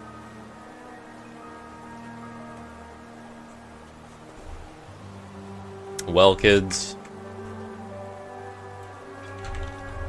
Let me get my calculator out. Okay, 1920 divided by 2. Bang.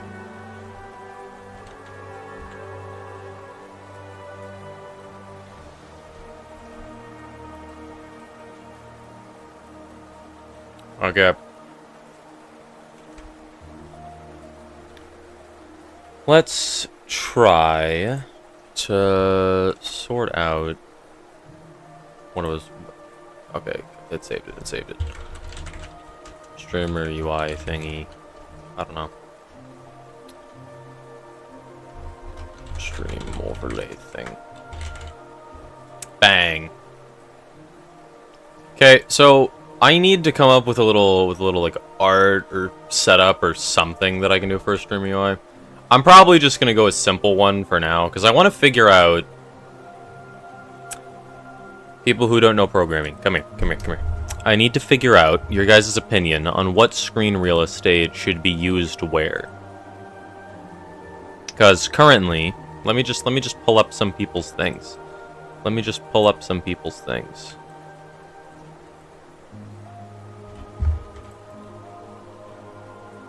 get Smalland.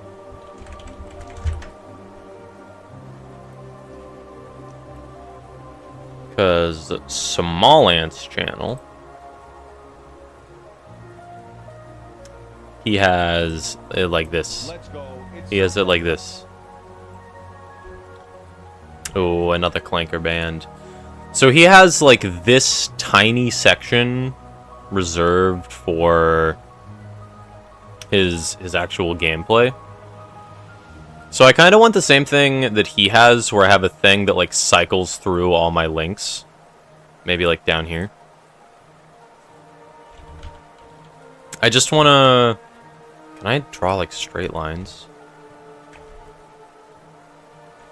Let me Google it real quick. How to draw straight line in Pixel Studio.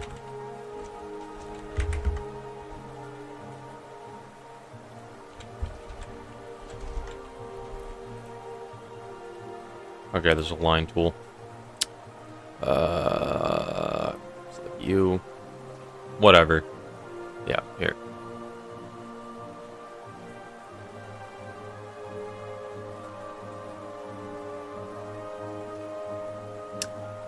So, what percentage of the screen are we willing to soak up like this? Because now we got a line. How high do we want it? How high do we want it?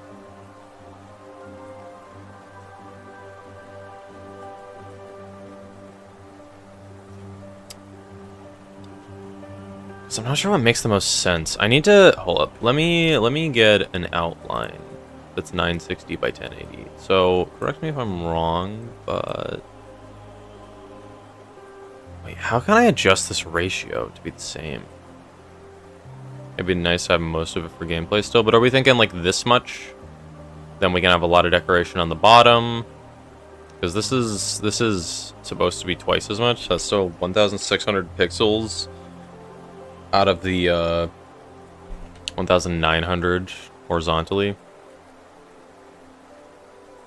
It's half because this doesn't support it. With your mod view, it's already like 1/3 of the screen. Do we do like this?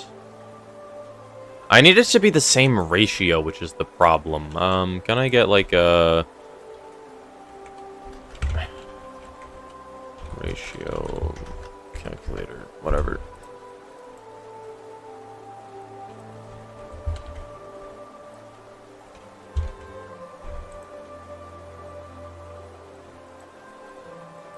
Wait a minute. I think this is what I need. 1920 by 1080. Bang. Okay. This is not really helpful. Kinda helpful. Hold up. Bang. Alright, I think this is helpful. So this is a ratio converter. What makes sense here? It's just like 1.2. Because this feels like it could be enough space for chat, and then you could have my little rock down here. All sorts of text along here. Like maybe a timer or like a summary of what I'm doing or something like that.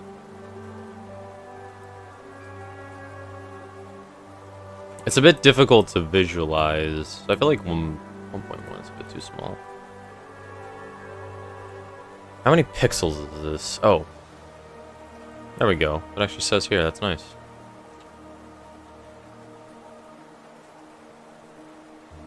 So this actually needs to be half. Whatever. It should be the exact same if I do this. What am I doing? It's 9. I'm overthinking this. 960. Bang.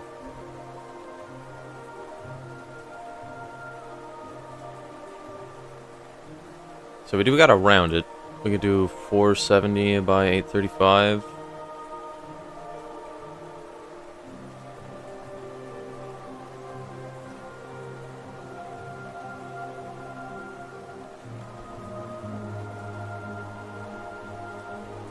This pixel, the big boy. There we go.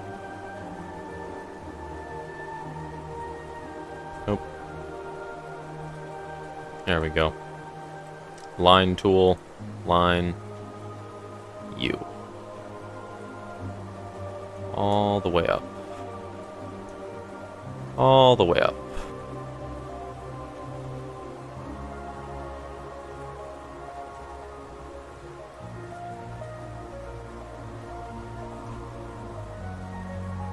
Okay, there we go. We got the singular line. Goes all the way there. Okay, straight line. The reason I'm doing Pixel Studio is because it lets me sort things by the pixel. And it would bug me so much if I couldn't. Okay, so that's in line. That means this needs to be up, like, here. Yeah, okay. So that's in line, then this is 1 pixel tall. Okay. Bang.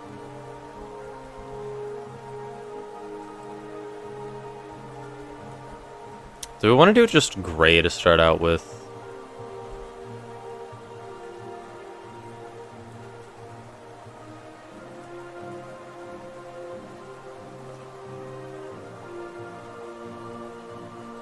Bang. Because we could do this.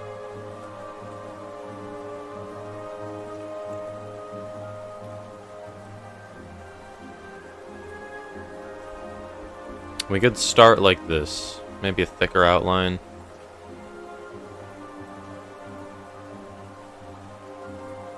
Like this.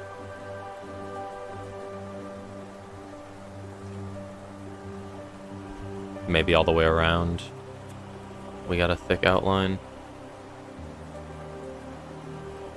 It's kind of awkward to work on Pixel Studio, but it's okay. It's okay.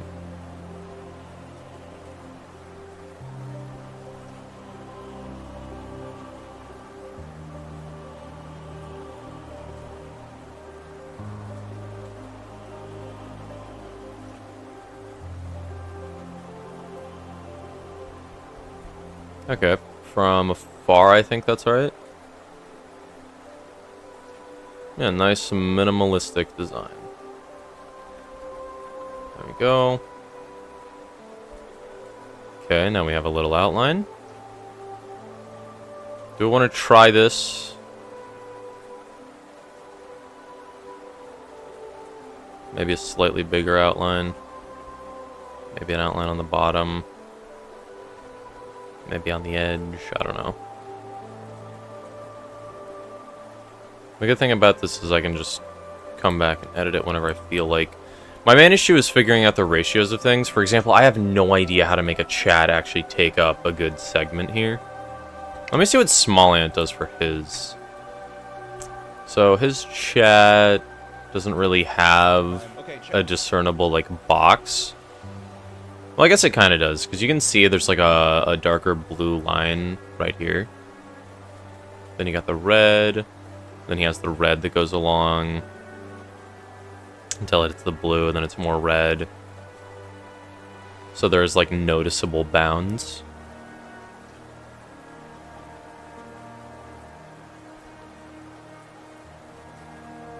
Because I want to add like a little VTuber avatar at some point. Just I don't know how to make it not like obscure part of the screen in an annoying way. Same thing with like chat. Like how can I fit chat onto like the side? I have no idea how big this would be actually. At least I have the ratio figured out. Like I'm pretty sure I can move this to fit my needs. Let me load this in OBS and see how it looks. Save stream overlay thing B1. Actually, let me just call it test.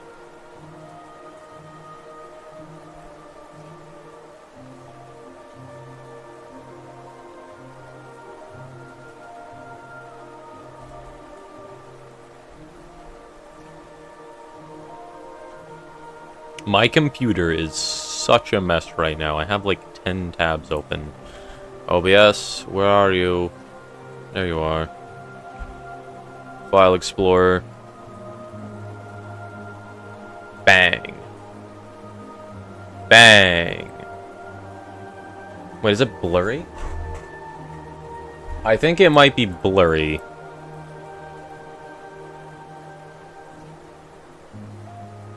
Okay. Godot is a horrible example for this, because the thing about Godot is it doesn't actually perfectly fit the screen. I don't know if you've noticed it or not, but whenever Godot is actually full-sized, like this, there is a 23 pixel large black bar at the bottom of your screen. Don't know if you guys noticed that. It doesn't happen when display capture's on, so you can't tell when it's like this. I don't know why the size is wrong, because display capture shows you that it's clearly bigger than it looks like. Is it the top tab bar? Wait a minute. I think it's this bar. This bar doesn't appear when it's in window capture. Yeah. Interesting. This is also a mess. Is yours this messy? Is yours this messy? I got Milkin's stream just chilling here because I want channel points. I guess that Chrome tab is actually kind of useless. I got File Explorer, I don't actually need you anymore. The Offering Debug screen, I don't need you. Pixel Studio, I might need you still. I got SpeakerBot for TTS, which nobody uses. I got StreamerBot. I guess the Discord is kind of unnecessary at the moment.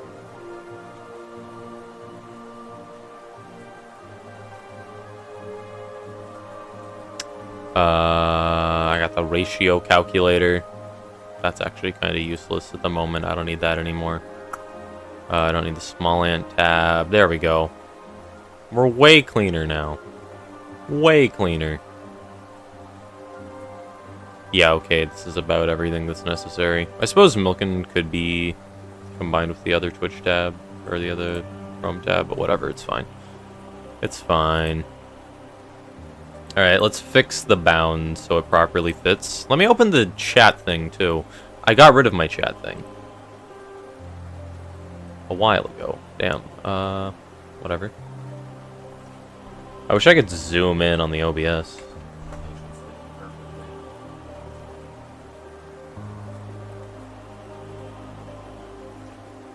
Okay, that's basically perfect for display capture and game capture.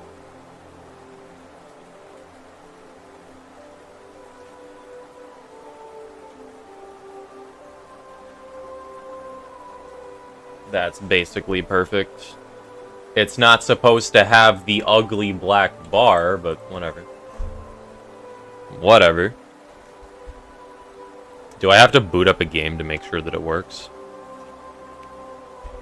Okay. Let's open up VideoTube Mini. Let's get my goober. And then VideoTube is under the thing. That's bad. Let me put this, like, supposed to be above that. There we go. There we go. There we go. Bang. Yeah, goober added. Let's go. Let's go. Goober added. That's what I look like in real life, by the way. If you see me on the street, feel free to say hi. There we go. And now, whenever we need like a reset counter, we have a spot where it can go so it doesn't cover any UI elements. It's all good. We have the same thing for death counters. Let me move. Oh God, what did I do? Yeah, whatever that's supposed to mean. Come this way. Yeah, I'll organize it later. This is I have a Twitch alert box.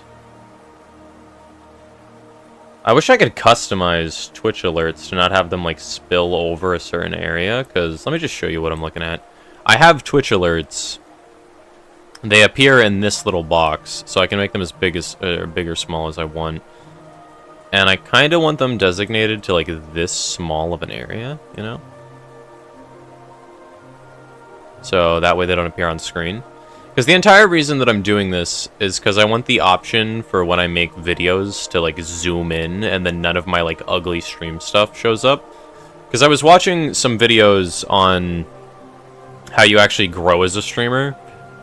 And there was a couple people that said streaming is kind of like a reward compared to the way you, like, actually grow. Like, streaming is the fun part. It's making the clips. It's making the YouTube videos. It's actually getting people to know you exist. That's the annoying part. So, it's bad to, like, mess up your stream quality while you're streaming with stuff like alerts. Because when you make a YouTube video, it gets worse.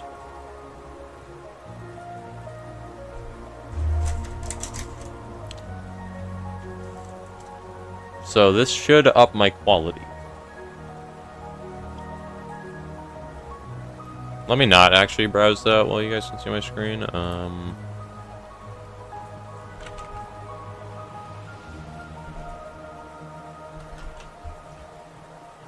I don't remember what this app is called.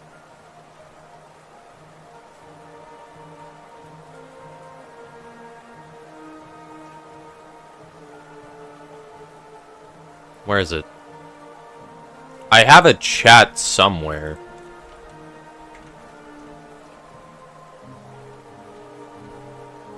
I don't know where my chat has gone. There is one somewhere on my computer.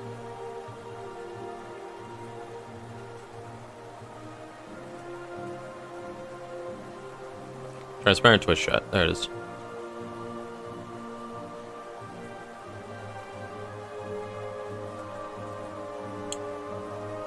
Bang. Here we are. I'm gonna... Well, is there a way I can make this invisible to me? Huh.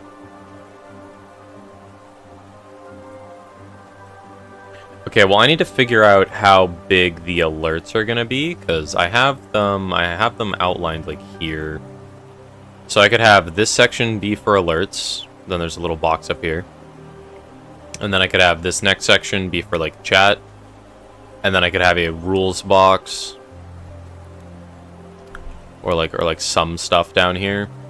Maybe like a sub goal. Can I just grab a sub goal link? Hold up. I think I can get it.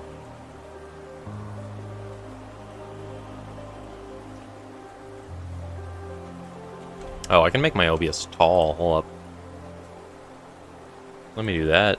Oh, yeah. Tall OBS. The screen looks massive now. That's great. Let me try to see if I can somehow... Oh. Repo Goober. What do you guys think of this guy?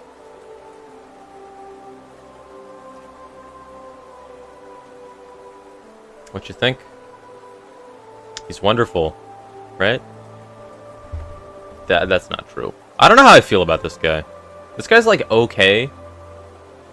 I made it pretty quickly with like the repo character in mind. I think it's alright. It blinks, unlike my other rock. I don't know if that's good or not. I think blinking is like okay. I like the default rock more. Problem is, I didn't exactly do the like proportions properly, so I have to move my actual thing in OBS up or down depending on where I want the thing. I want to make a VTuber avatar at some point. I just keep undertaking way too many tasks at once and then burying myself in them. I need to create like a proper ordered to-do list. Because I have my to-do list, but I don't really do things on there in a specific order.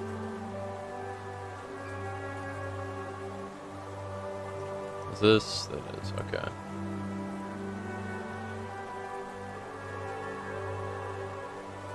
Hold up. I'm curious.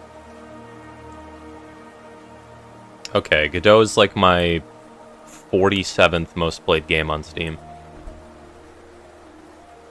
Do you guys think the area on the right is big enough to support like a chat? Like on the screen you guys have, is this big enough for the chat to be like visible? Or do I need to make it bigger? Because like I'm viewing this on a computer, so the text is like pretty massive.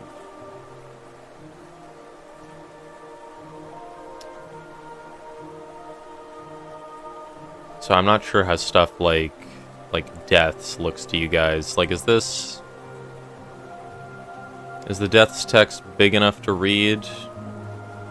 Do I need to make it bigger? I think it was fine before, because that's how I had it in like the Dark Souls streams. And I got plenty of room for a timer. Yeah, I'm not sure how I feel about this this setup. I need to figure out the chat on the side.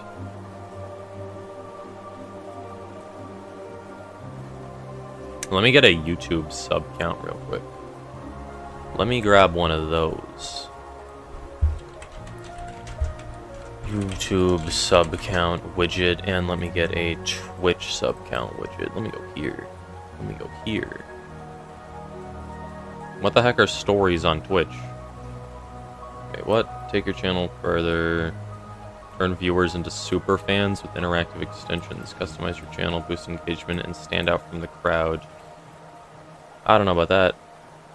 I don't know about that.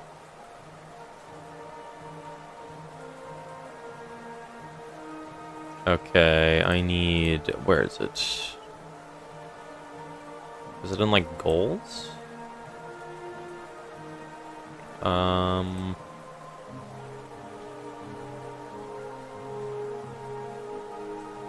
don't know where it is. I should probably figure this out off stream.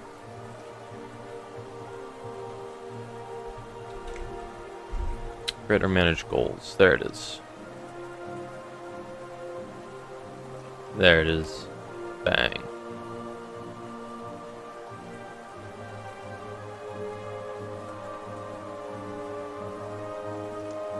Now, let's go here.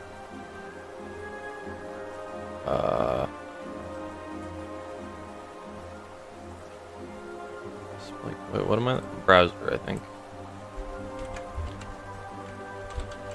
Twitch sub goal. Bang. Not what I wanted. Oops. Bang. There we go. That is supposed to be dark mode. What am I looking at? Yuck. Yuck. Disgusting. I want something light here. Gross. Gross. Disgusting. Bang. There we go.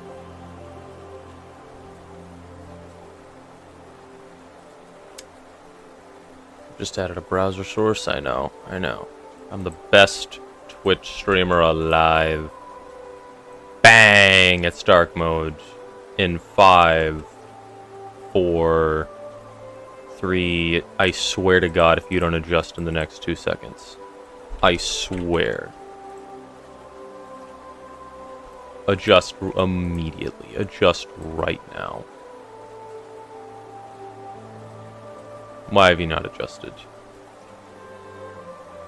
Adjust. It adjusted. Okay, there we go. There we go. Bang! Look at that. Look at that. Look at that.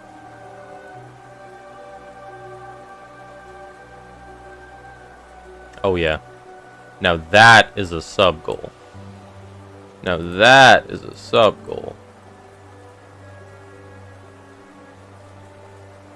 Oh, it's locking onto the display capture. There we go.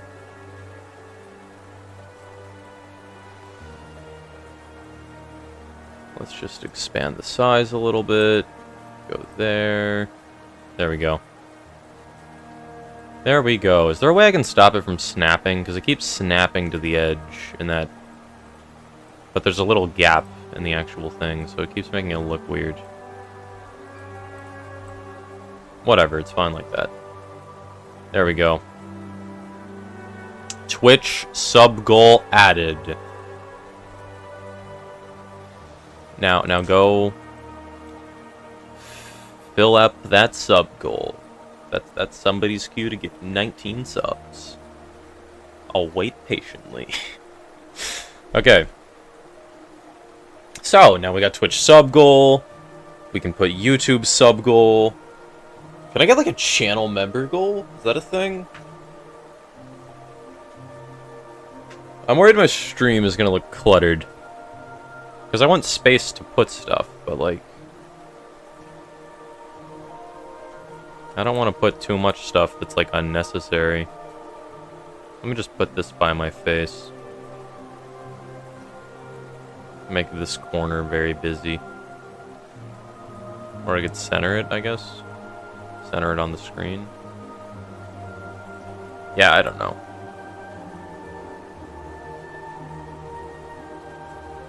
Okay, this should be an improvement.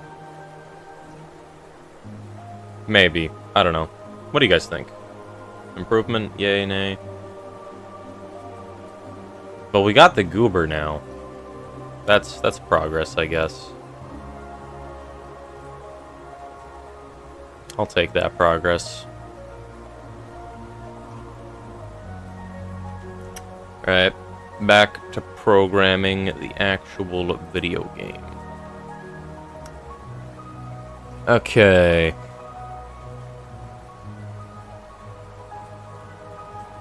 So for some reason, when the bot plays cards, it's still making me tokens, which should not be happening.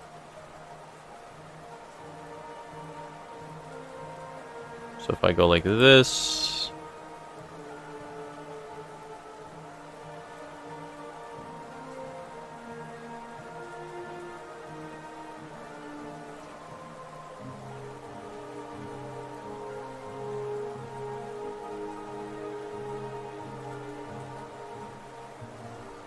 Okay. No,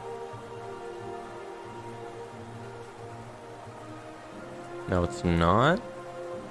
You're back for a little, then you gotta go empty the dishwasher and take a shower because you're not a real gamer? Wow. Wow. Does anything look different, May? Does anything look cool and snazzy and new? Perhaps?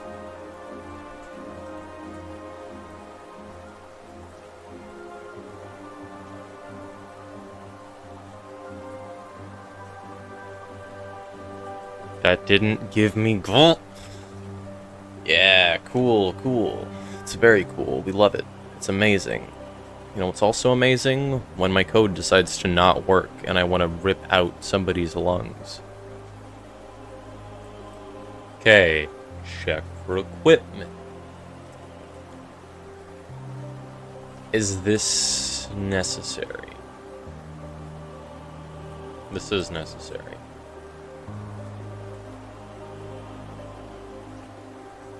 Had that feeling before? Yeah. Yeah, it's not great. It's not great. I'm suffering immensely. I don't think I missed programming.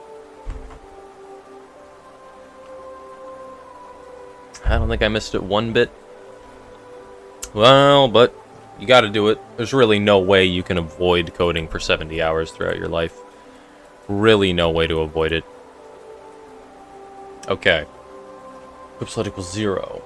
J card size. So for every card that's equipped to card, it'll check the card effect.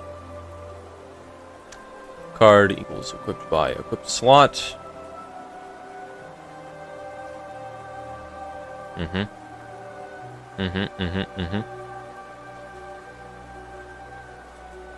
So this checks player damage.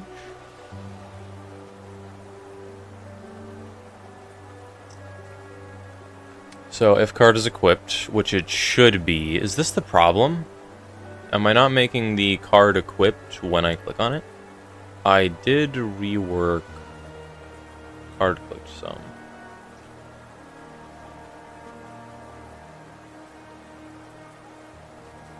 Instance.equipped equals true. Okay.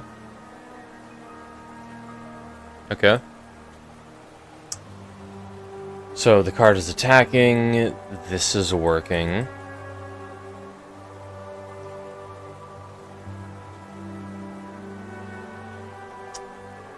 For equipment, so then it takes the card. It's like Dwarf Miner. Variable equip slot equals 0. For every card in Dwarf Miner dot equipped by. Card effect check equals Dwarf Miner dot equipped by, and then the equip slot. And then it runs it, so it checks every single equipment to see if it makes a token. And if... Wait a minute. No, it's right.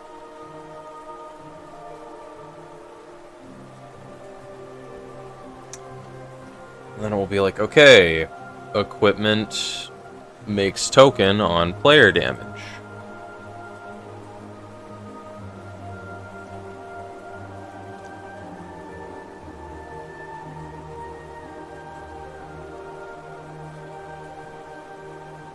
Then it's like, okay, so variable token equals gold ring, grabs the token path, then it makes it, adds child, token, parent, battlefield. This should work.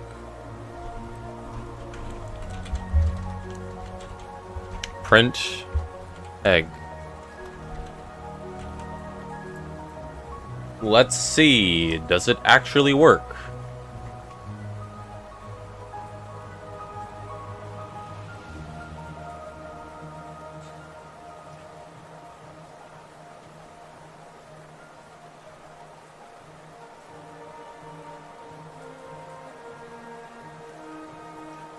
Please work.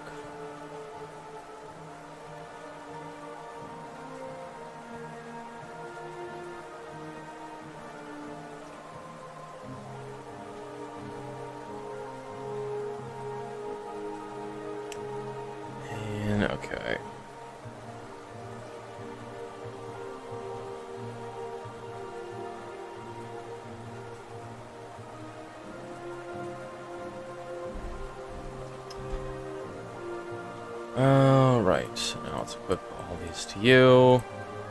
Attack. Block. Damage. Go. Does 2 damage. Does not print egg. Instant sudden foe makes token on player damage. Oh.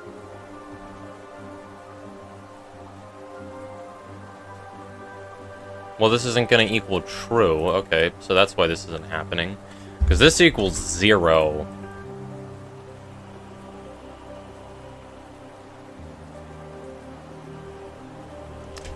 Equals int.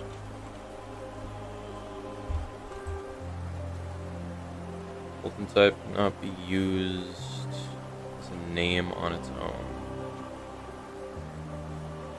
Fine, if it's less than equal to 0.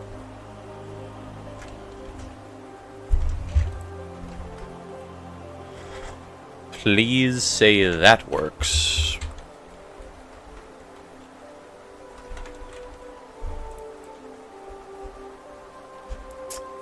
And a moment of truth. About operants nil, bruh.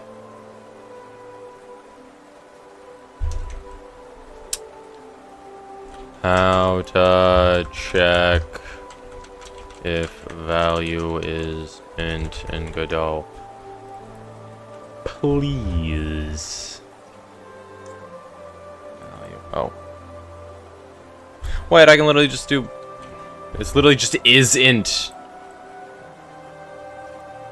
Bruh. Bruh.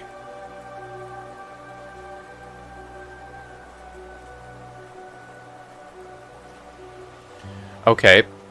You're not supposed to...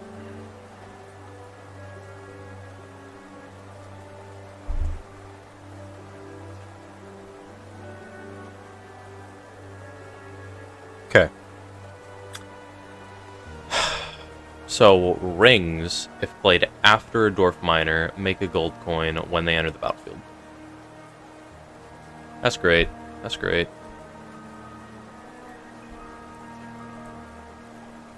Not the bug I'm fixing right now.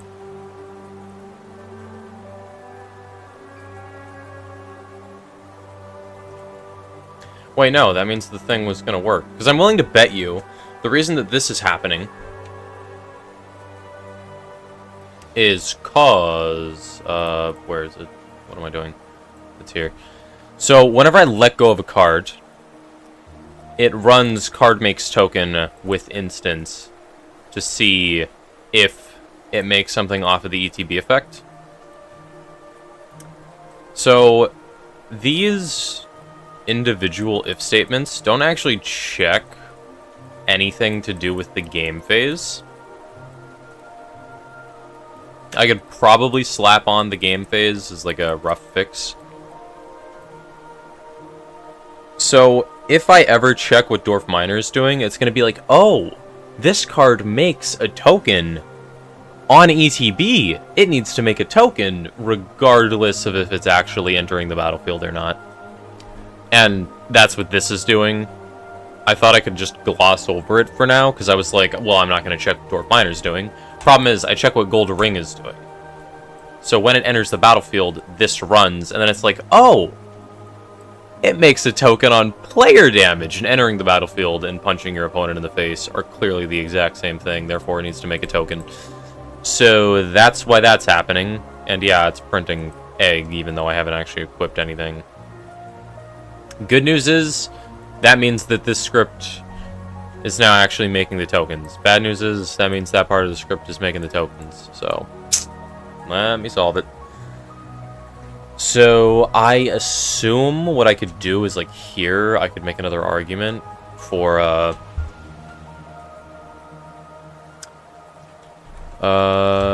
creation... I don't know what to call this. What should I call this? I need a name for the variable for when a token gets made. I suppose it could be source.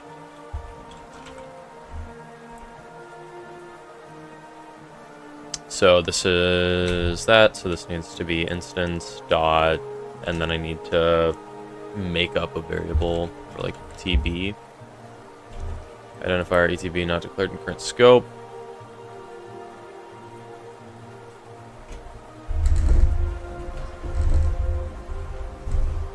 Can I just make this true?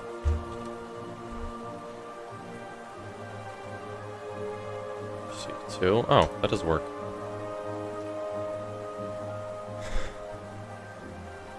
What am I doing here?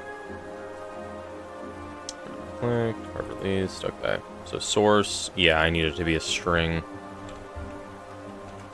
Variable, string, ETB. Please say this works. Expected expression is the function of our argument. I do ETB. There we go. There we go. I should probably actually make an enum for this so I don't get lost. I could have enum token sources. Give it that. Then we have ETB. Then we need player damage. Then we need creature damage. There we go. I think an enum is the correct decision here. I believe that's right. Wow. You got 50 lines of code just for variables. Sick. Game is game.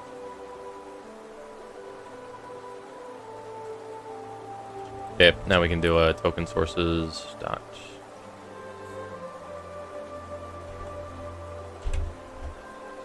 And then we got a TP.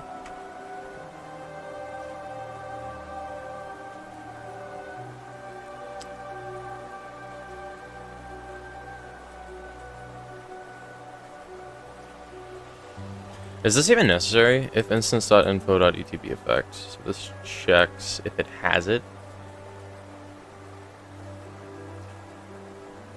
Let me try this.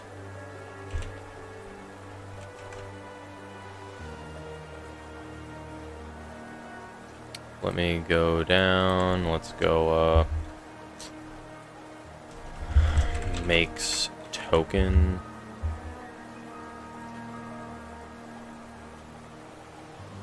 Okay, great. Then we got this. Then we have dot. Whatever, I'm just gonna do dot player damage for now, although that's wrong.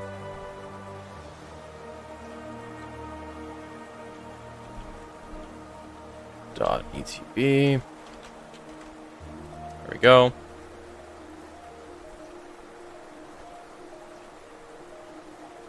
So when I play a ring, 50-50 chance this crashes. Made a token.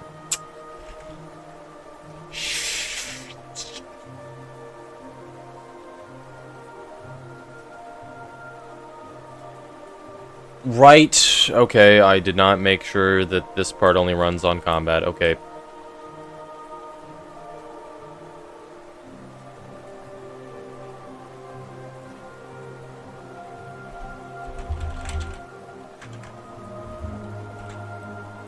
Now, 50-50 chance this crashes.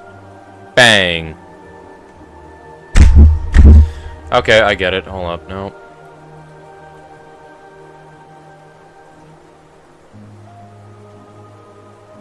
Wait, what? No, I don't get it.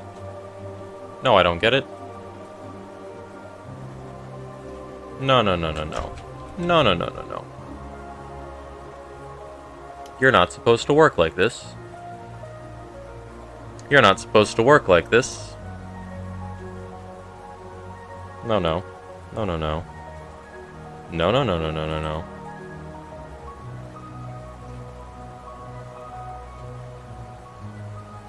Uh-uh.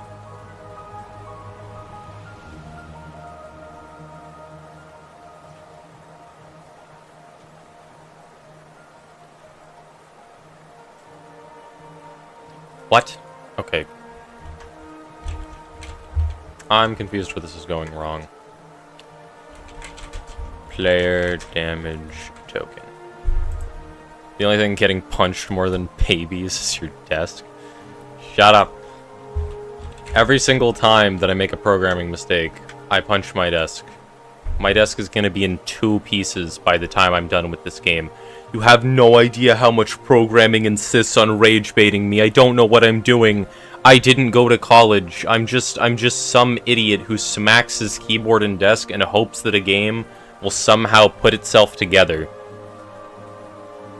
It's working surprisingly well. It's working surprisingly well. Wait, what? These don't. Wait, wait, wait, whoa, whoa, whoa, whoa, whoa, whoa, whoa, whoa, whoa, whoa, whoa. When I play this guy, a gold token's supposed to get made. When I play this guy, a gold token is not supposed to get made. Why is it backwards, man?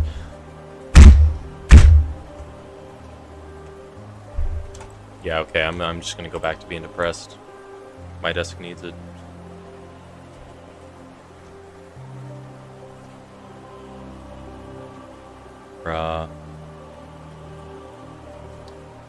Yeah, of course this is running. Of course this is running. Of course this is running. If tokens was at ETB.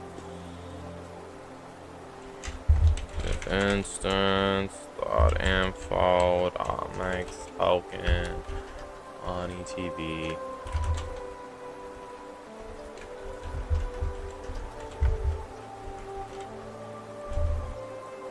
Then this happens.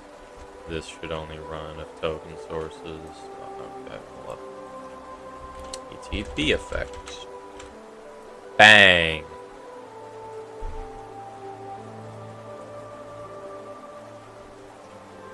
Player damage token.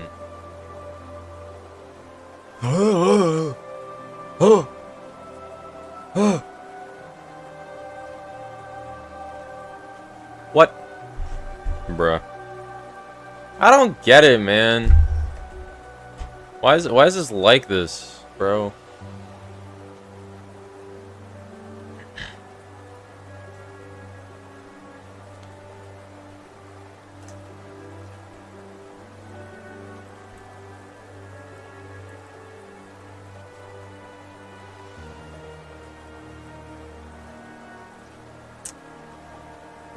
What? I genuinely don't understand what's going on.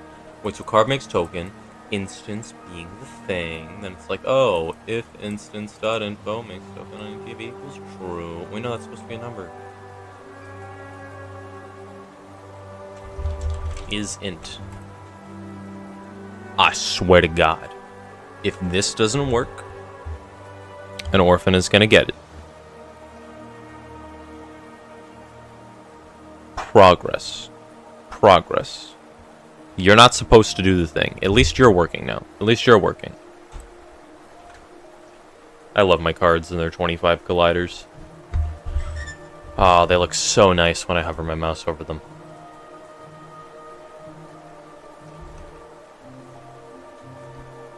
Okay, you know, no, I'm keeping that. So if token source .etb, this all runs.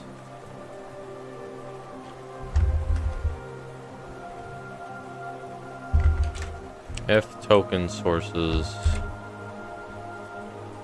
let me actually get rid of the S.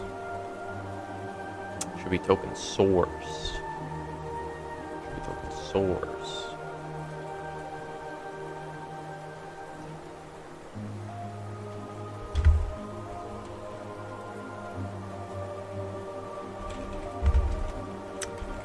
Player damage.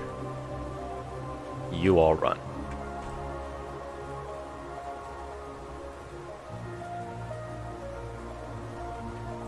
Get rid of you. Get rid of you. Thank you, syntax errors. Bang. Oh. Oh, thank you for the raid, Milken. Thank you very much. I hate that the thing is tiny now. I hate that the thing is tiny. I don't want it covering like 95% of my screen. But I hate it. I don't like it when it's tiny. I need to fix that. I got a thingy. Thank you for the raid, Milken. Thank you very much. I'm programming a card game. It's great. I'm definitely not suffering immensely. The streamer seems familiar, don't you think? Nah.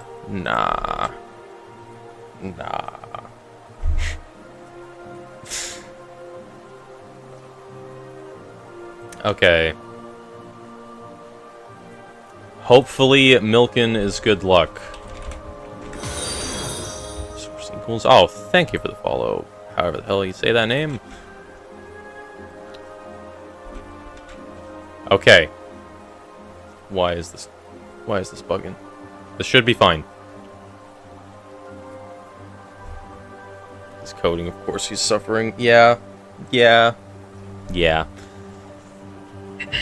and I've never seen Milken before in my life. No idea who that is. Okay. Hopefully Milken gave us good luck. When I play this guy, I should get a coin. Bang. Bang. It works. You get coins, you lose coins. Now, when I play this, I shouldn't get a coin. Let's go. Okay. We're gonna skip phases. We're gonna go all the way back to my next main phase. Now, when I equip this ring to this knight, and then I smack my opponent in the face, I should, in fact... I forgot to attack. Whatever, that's fine. I should, in fact, get 1 gold.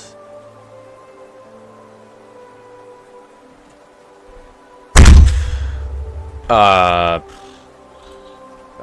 I'm just not allowed to be happy.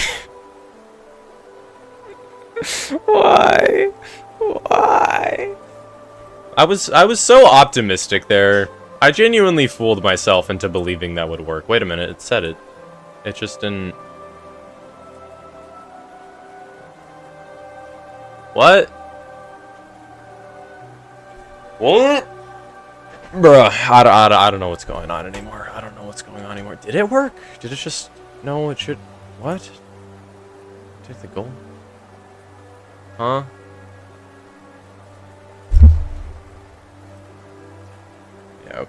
Yeah, okay. How was your stream, Milken? I hate that my streaming time slot is always just over yours. It means I only get to watch, like, the very beginning of your stream. At least I get to watch, like, an hour. There's this loser on my screen. I don't know, man. You tell me. Who do you see reflecting back? Who is that loser? I don't know, man. Could be anyone. Okay. Okay, so... Source... should equal... Wait, no. No, it's working. Because if instance damage... Yeah, that's supposed to be 0. Print player damage token. This is supposed to be working. Because if it wasn't working, then this wouldn't have printed in the console. Let me try this out. Let me see what happens here. Play dwarf. Play ring. No. Messed up ETB effect on the ring. Progress. That's 1 bug solved. Let's see.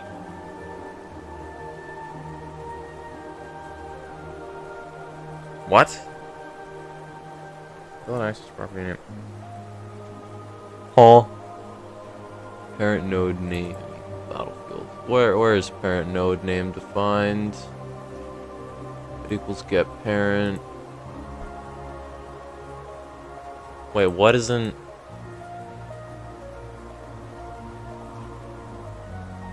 What is... What? Battlefield and...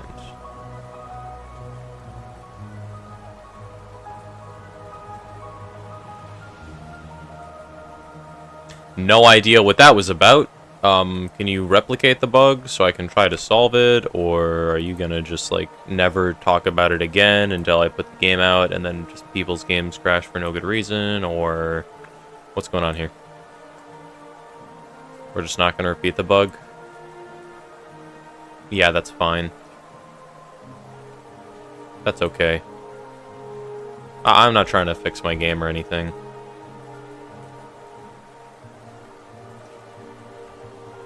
Did player damage made the token? Okay, I equipped the ring to a knight last time instead of a dwarf. I'm gonna assume that's part of the issue.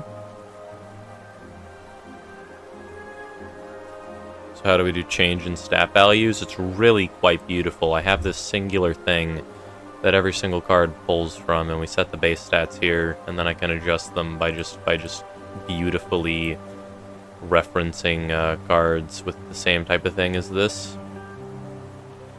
Yeah, it's very convenient. It's very nice. I definitely thought of it all myself and didn't need Sebastian to appear in my chat and give me the answer of how to actually program good. I definitely did it all by my lonesome, because I am intelligent.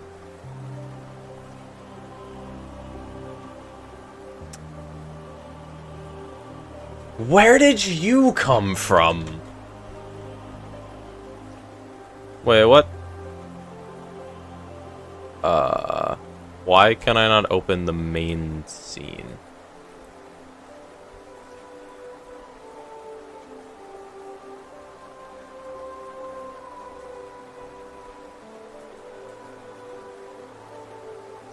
What is happening to my computer?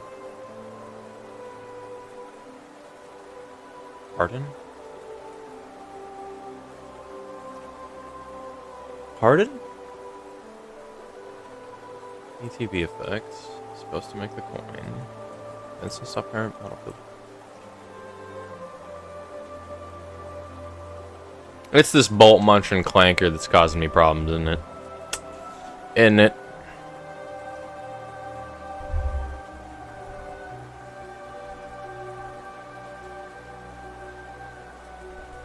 Bruh. Okay.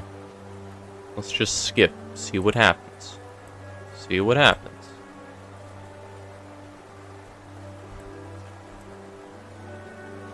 There.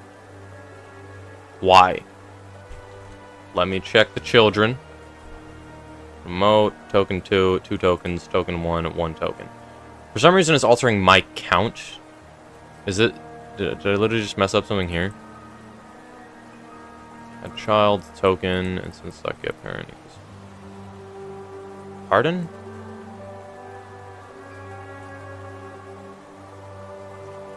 Why did I click that? I literally don't care.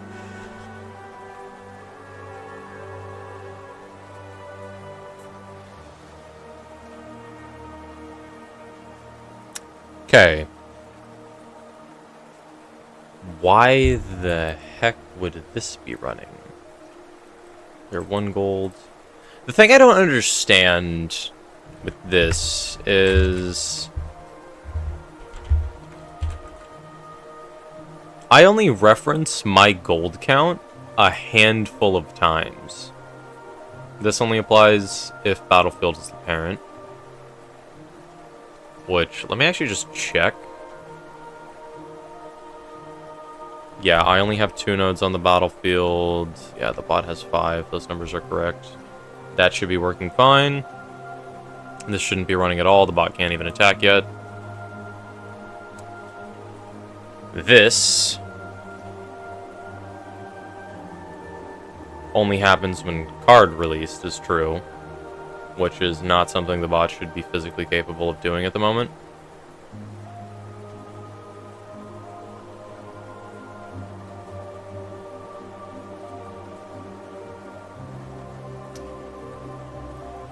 Card mix token, card token source study to be.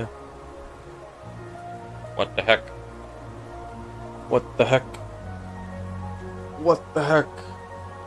Why? Why?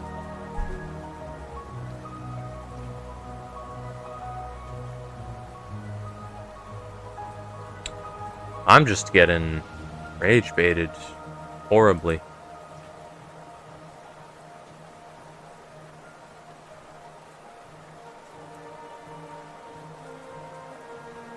I am getting just... Why? Wait, why? Why?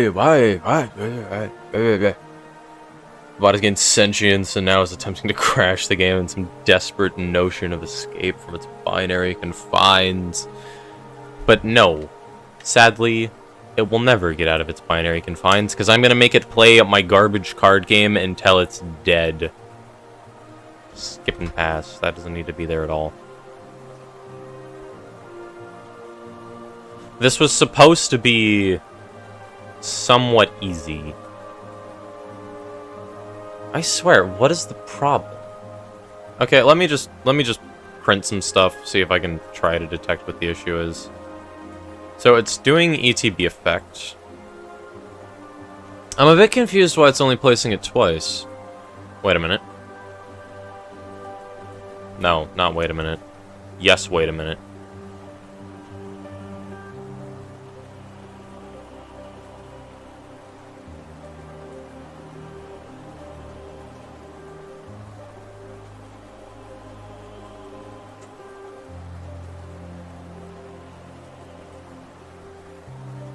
Oh. Well, it's official. I'm a moron. I've been editing my token counter to player 2's gold count. My token count has been correct. I just made it look like the bot's token count. Bruh.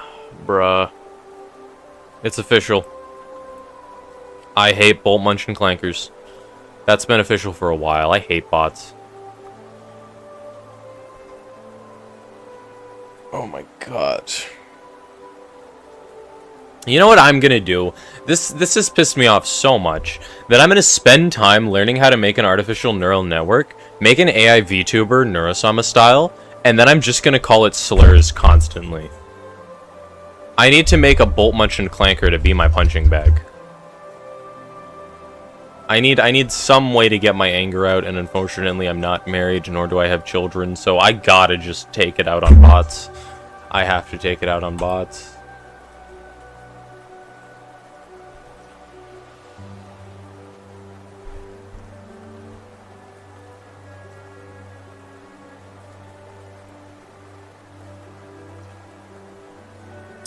Okay. Should be functioning. You have no idea how badly I want to add gambling to this game. You have no idea how badly I want to do that. Because I could add gambling to this game. I just need to make cards. A lot of cards. And card packs. Eventually.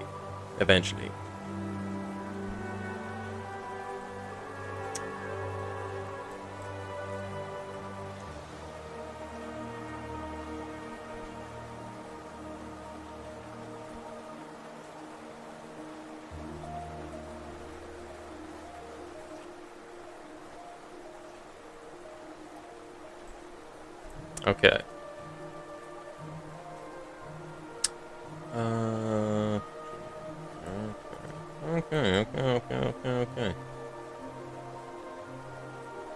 I think this is actually fine. I don't think I need to revisit this. Why hasn't Sebastian been here the last 2 programming streams? He was here yesterday. I'm trying to hand sort. I can't wait till I'm at the point where I can actually start making new cards and like game mechanics. I need to come up with some design philosophy on how much of the game I actually want to share with players in advance. Because I find it very strange when companies aren't transparent with their players about content that they're going to add. For example, like Wizards of the Coast, the creators of Magic the Gathering, aren't going to tell you everything that's coming in the next set. They have teasers, but I feel like they should probably consult players much earlier before they start making more cards. Because they tease plenty of cards, but now I feel like they mainly tease the cards that people are going to find it interesting. Like, how many, I mean, actually, I don't know what percentage of cards they actually tease.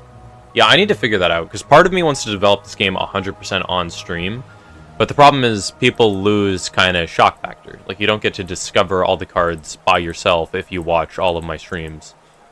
You'll probably be able to think of things you can do with cards and then actually play with those decks. So I'm not sure how different it is telling you that a card exists like 1 month in advance versus releasing the card and then letting people actually play with it. Because my card is a digital card game, I am going to nerf cards and buff cards after release. So I kind of have an advantage that Magic the Gathering doesn't, where I can actually edit my cards after they've been put out. I don't think I'm going to do it like 2 years after the card has been out. Because I feel like after that point, if I haven't balanced it properly, that's kind of my fault. But I still find it weird that Wizards of the Coast isn't like super transparent about the way that they like make cards. I feel like more companies should give like, or should have an opportunity for the community to tell them how they think the game is like coming along or how certain features would feel. I don't know though.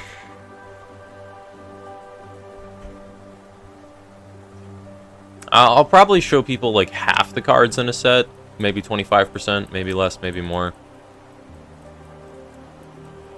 Thing is, a lot of this game is probably going to be drawing, because currently the card stats array, like I'm doing the hard part now.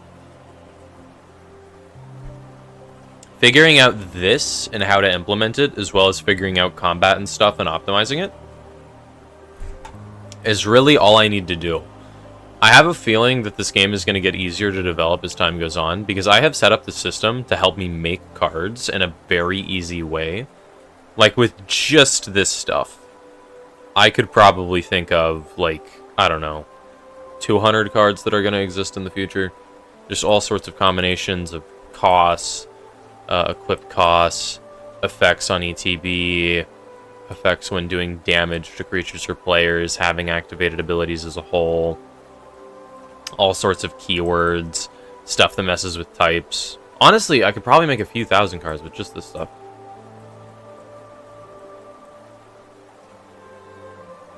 Is Mr. Inkster the OG ink? Nope. That is Trashmark. Watched on YouTube most of the time. One of my only few loyal YouTube viewers. I feel like I get like barely any viewers from YouTube.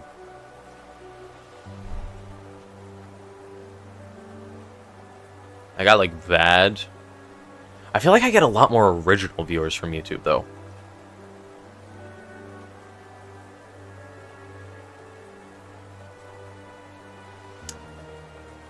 Okay. Token source. Okay.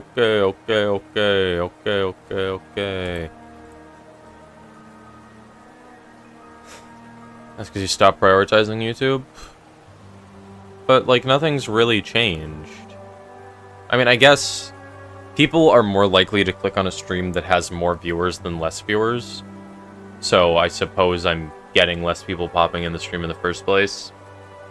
And Twitch is horrible for discovery, so I need to actually double down on making YouTube shorts and YouTube videos to get people watching me in the first place.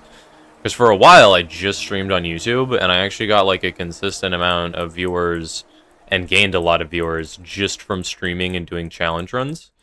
And I feel like I've kind of gone in the wrong direction just doing whatever I feel like, opposed to making specifically challenge run content. Because challenge run content is good for click-through rate. If I'm like, I'm beating Silksong, but I only get one mask, then that video would probably get a lot of views. The stream would probably be like, wow, this guy's doing something crazy, and then a lot of people would pop in and take a peek. But something like, oh, I'm programming a card game, 95% of people are going to find this boring as hell. 95% of people are going to find this boring as hell. And I just kind of got to live with that, because I enjoy programming, and I'm going to program either way, so I might as well stream it. you guys are gonna get content that you like 75% of the time instead of like 85% of the time. But like, I should probably make videos on challenge runs as well, and stream more challenge runs. I'd actually get a lot of viewers from Silksong Steel Soul first playthrough. I need to do more challenge runs, though. And I need to actually edit videos on challenge runs. That's probably more important than actually doing the challenge runs in the first place.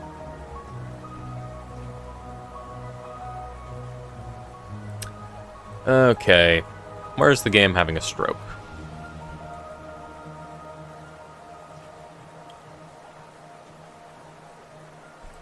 I want to quickly give a turn indicator, because currently there is no indicator of whose turn it is. Let me just grab a label. Let me just put... Can I just make this equal the enum?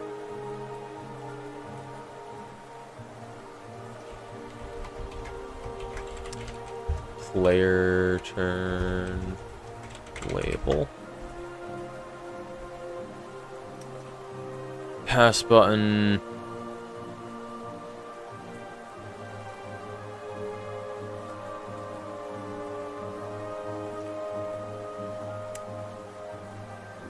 I don't know how much actually switching most of my viewers to Twitch did. Well, I didn't even like deliberately switch people to Twitch. Just more people are on Twitch.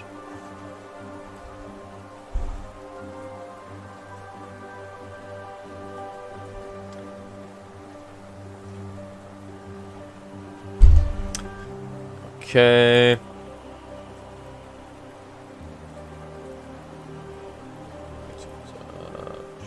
Current turn equals player 2 turn. Player turn label. Player 2 turn. Oh wait, no. That's a problem.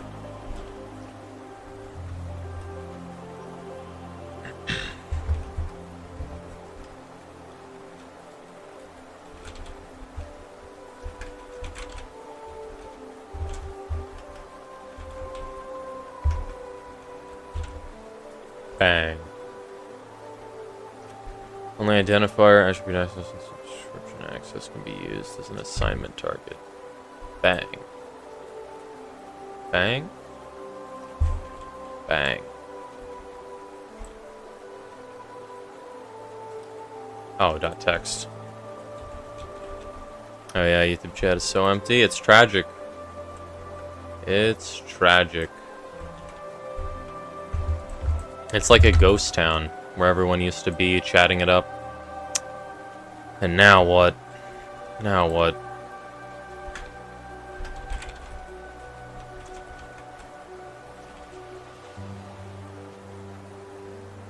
Just a barren wasteland. Okay, that's an okay indicator. Let me move it down and make it bigger.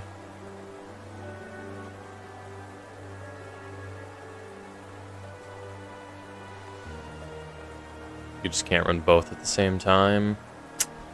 Yeah, I know a lot of people can't. Plus, there isn't really any reason to actually keep YouTube, like, open for anyone. Twitch chat makes sense, because even if you're a YouTube viewer, gambling, you'd want channel points, and there's channel points rewards, and there will be more in the future, so you actually want channel points. But YouTube, you don't really get anything besides giving me an additional viewer, so I, like, completely understand when people don't want to go out of their way to do that, because it doesn't really benefit them at all.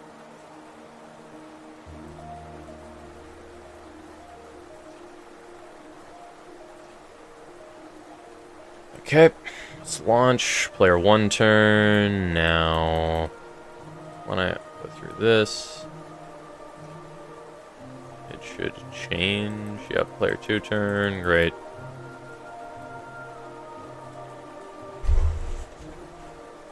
I'm going to quickly make a function for auto-advancing. Because currently... Why is this capital? Auto advance. Currently...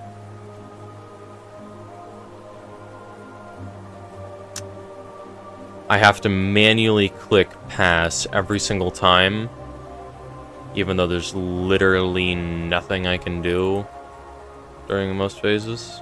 Hello, Mac. Oh yeah, one more thing that sucks about being a YouTube viewer is there's like a 30-second delay, so it takes like 30 seconds for me to give new viewers validation compared to Twitch being instant. I got like 4 viewers on Twitch, Mac. Nobody's on YouTube, though. Nobody likes YouTube for some reason. I personally like watching streams on YouTube. I don't know why, but Twitch feels like so much overstimulation compared to just have it. Wait, you have 10 on Twitch? What do you mean I have 10 on Twitch? What do you mean? Wait, what? Wait, what? Wait, what? Wait, what? I don't look at my viewer count. I just assume I have 4 viewers at any one given moment. Hold up. What? I actually do. Why? Half of them are probably clankers? Nah. Half of them are probably milking viewers that, like, fell asleep at their computers. You know what? We take it. We take it. Oh, damn. I have 1 more minute of stream. Okay. Yeah, I can probably do this tomorrow. Or later, I don't know what I'm gonna do tomorrow exactly. I have a lot of ideas. I kinda wanna do an editing stream. Most people say they'll watch an editing stream. Panda's the Clanker Destroyer. Oh yeah, he's a true clone. Yeah, so, okay, let me add to the to-do list. Fix hand and battlefield sorting, get combat working again. Make functioning phase skip function.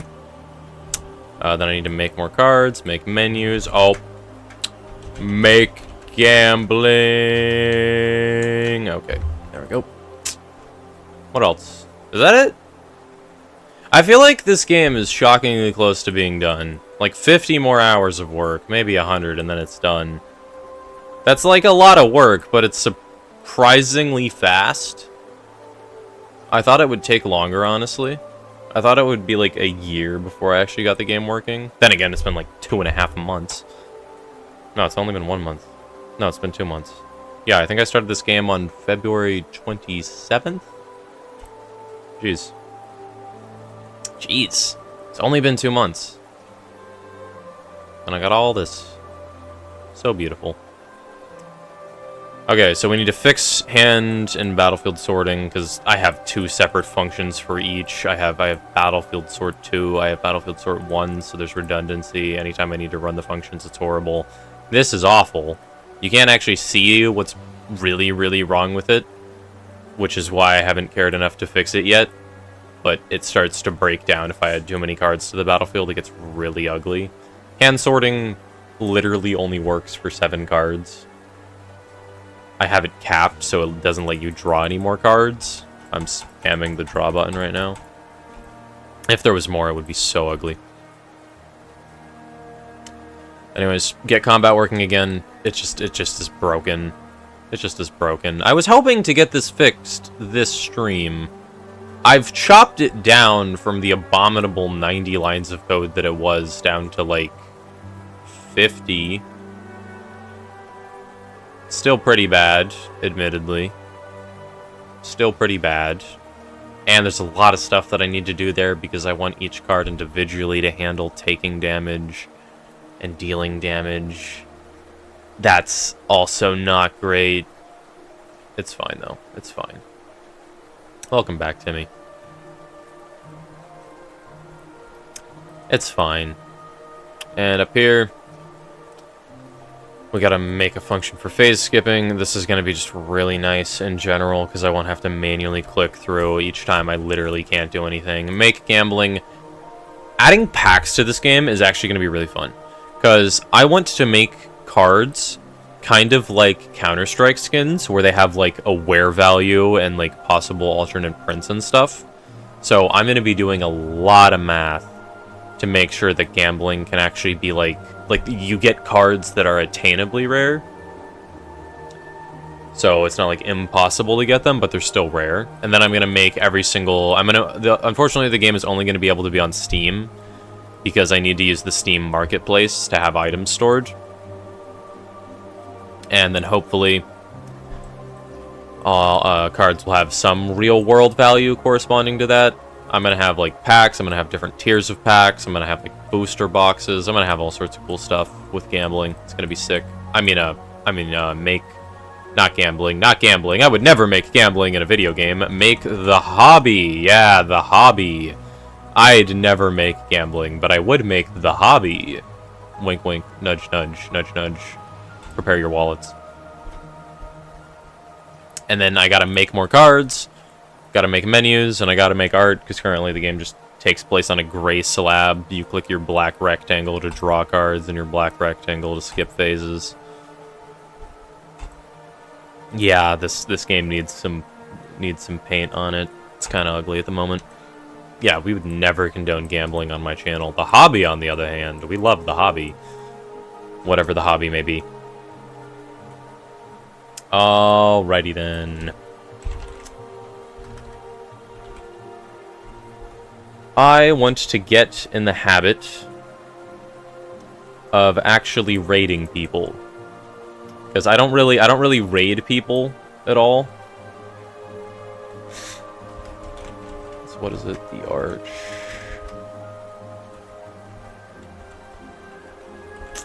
Duchy. There we go. So, I am probably going to go now. Oh, I hit 100 followers. Sick. I didn't even realize. Let's go. How far are we to my goal of 10 million followers? Wait, what's the record Twitch followers? 20 million. Really? That feels low. I mean, I guess that kind of makes sense. Yeah, but whatever. We're getting close. We're getting close. I'll hit my goal soon. Alright. So... I am probably gonna go now. Let's go invade this random person who I saw playing Hollow Knight one time. Get in the car, kids. Come on. We're raiding some nerd. Everybody in. Everybody get ready to raid. I'll see you on the other side.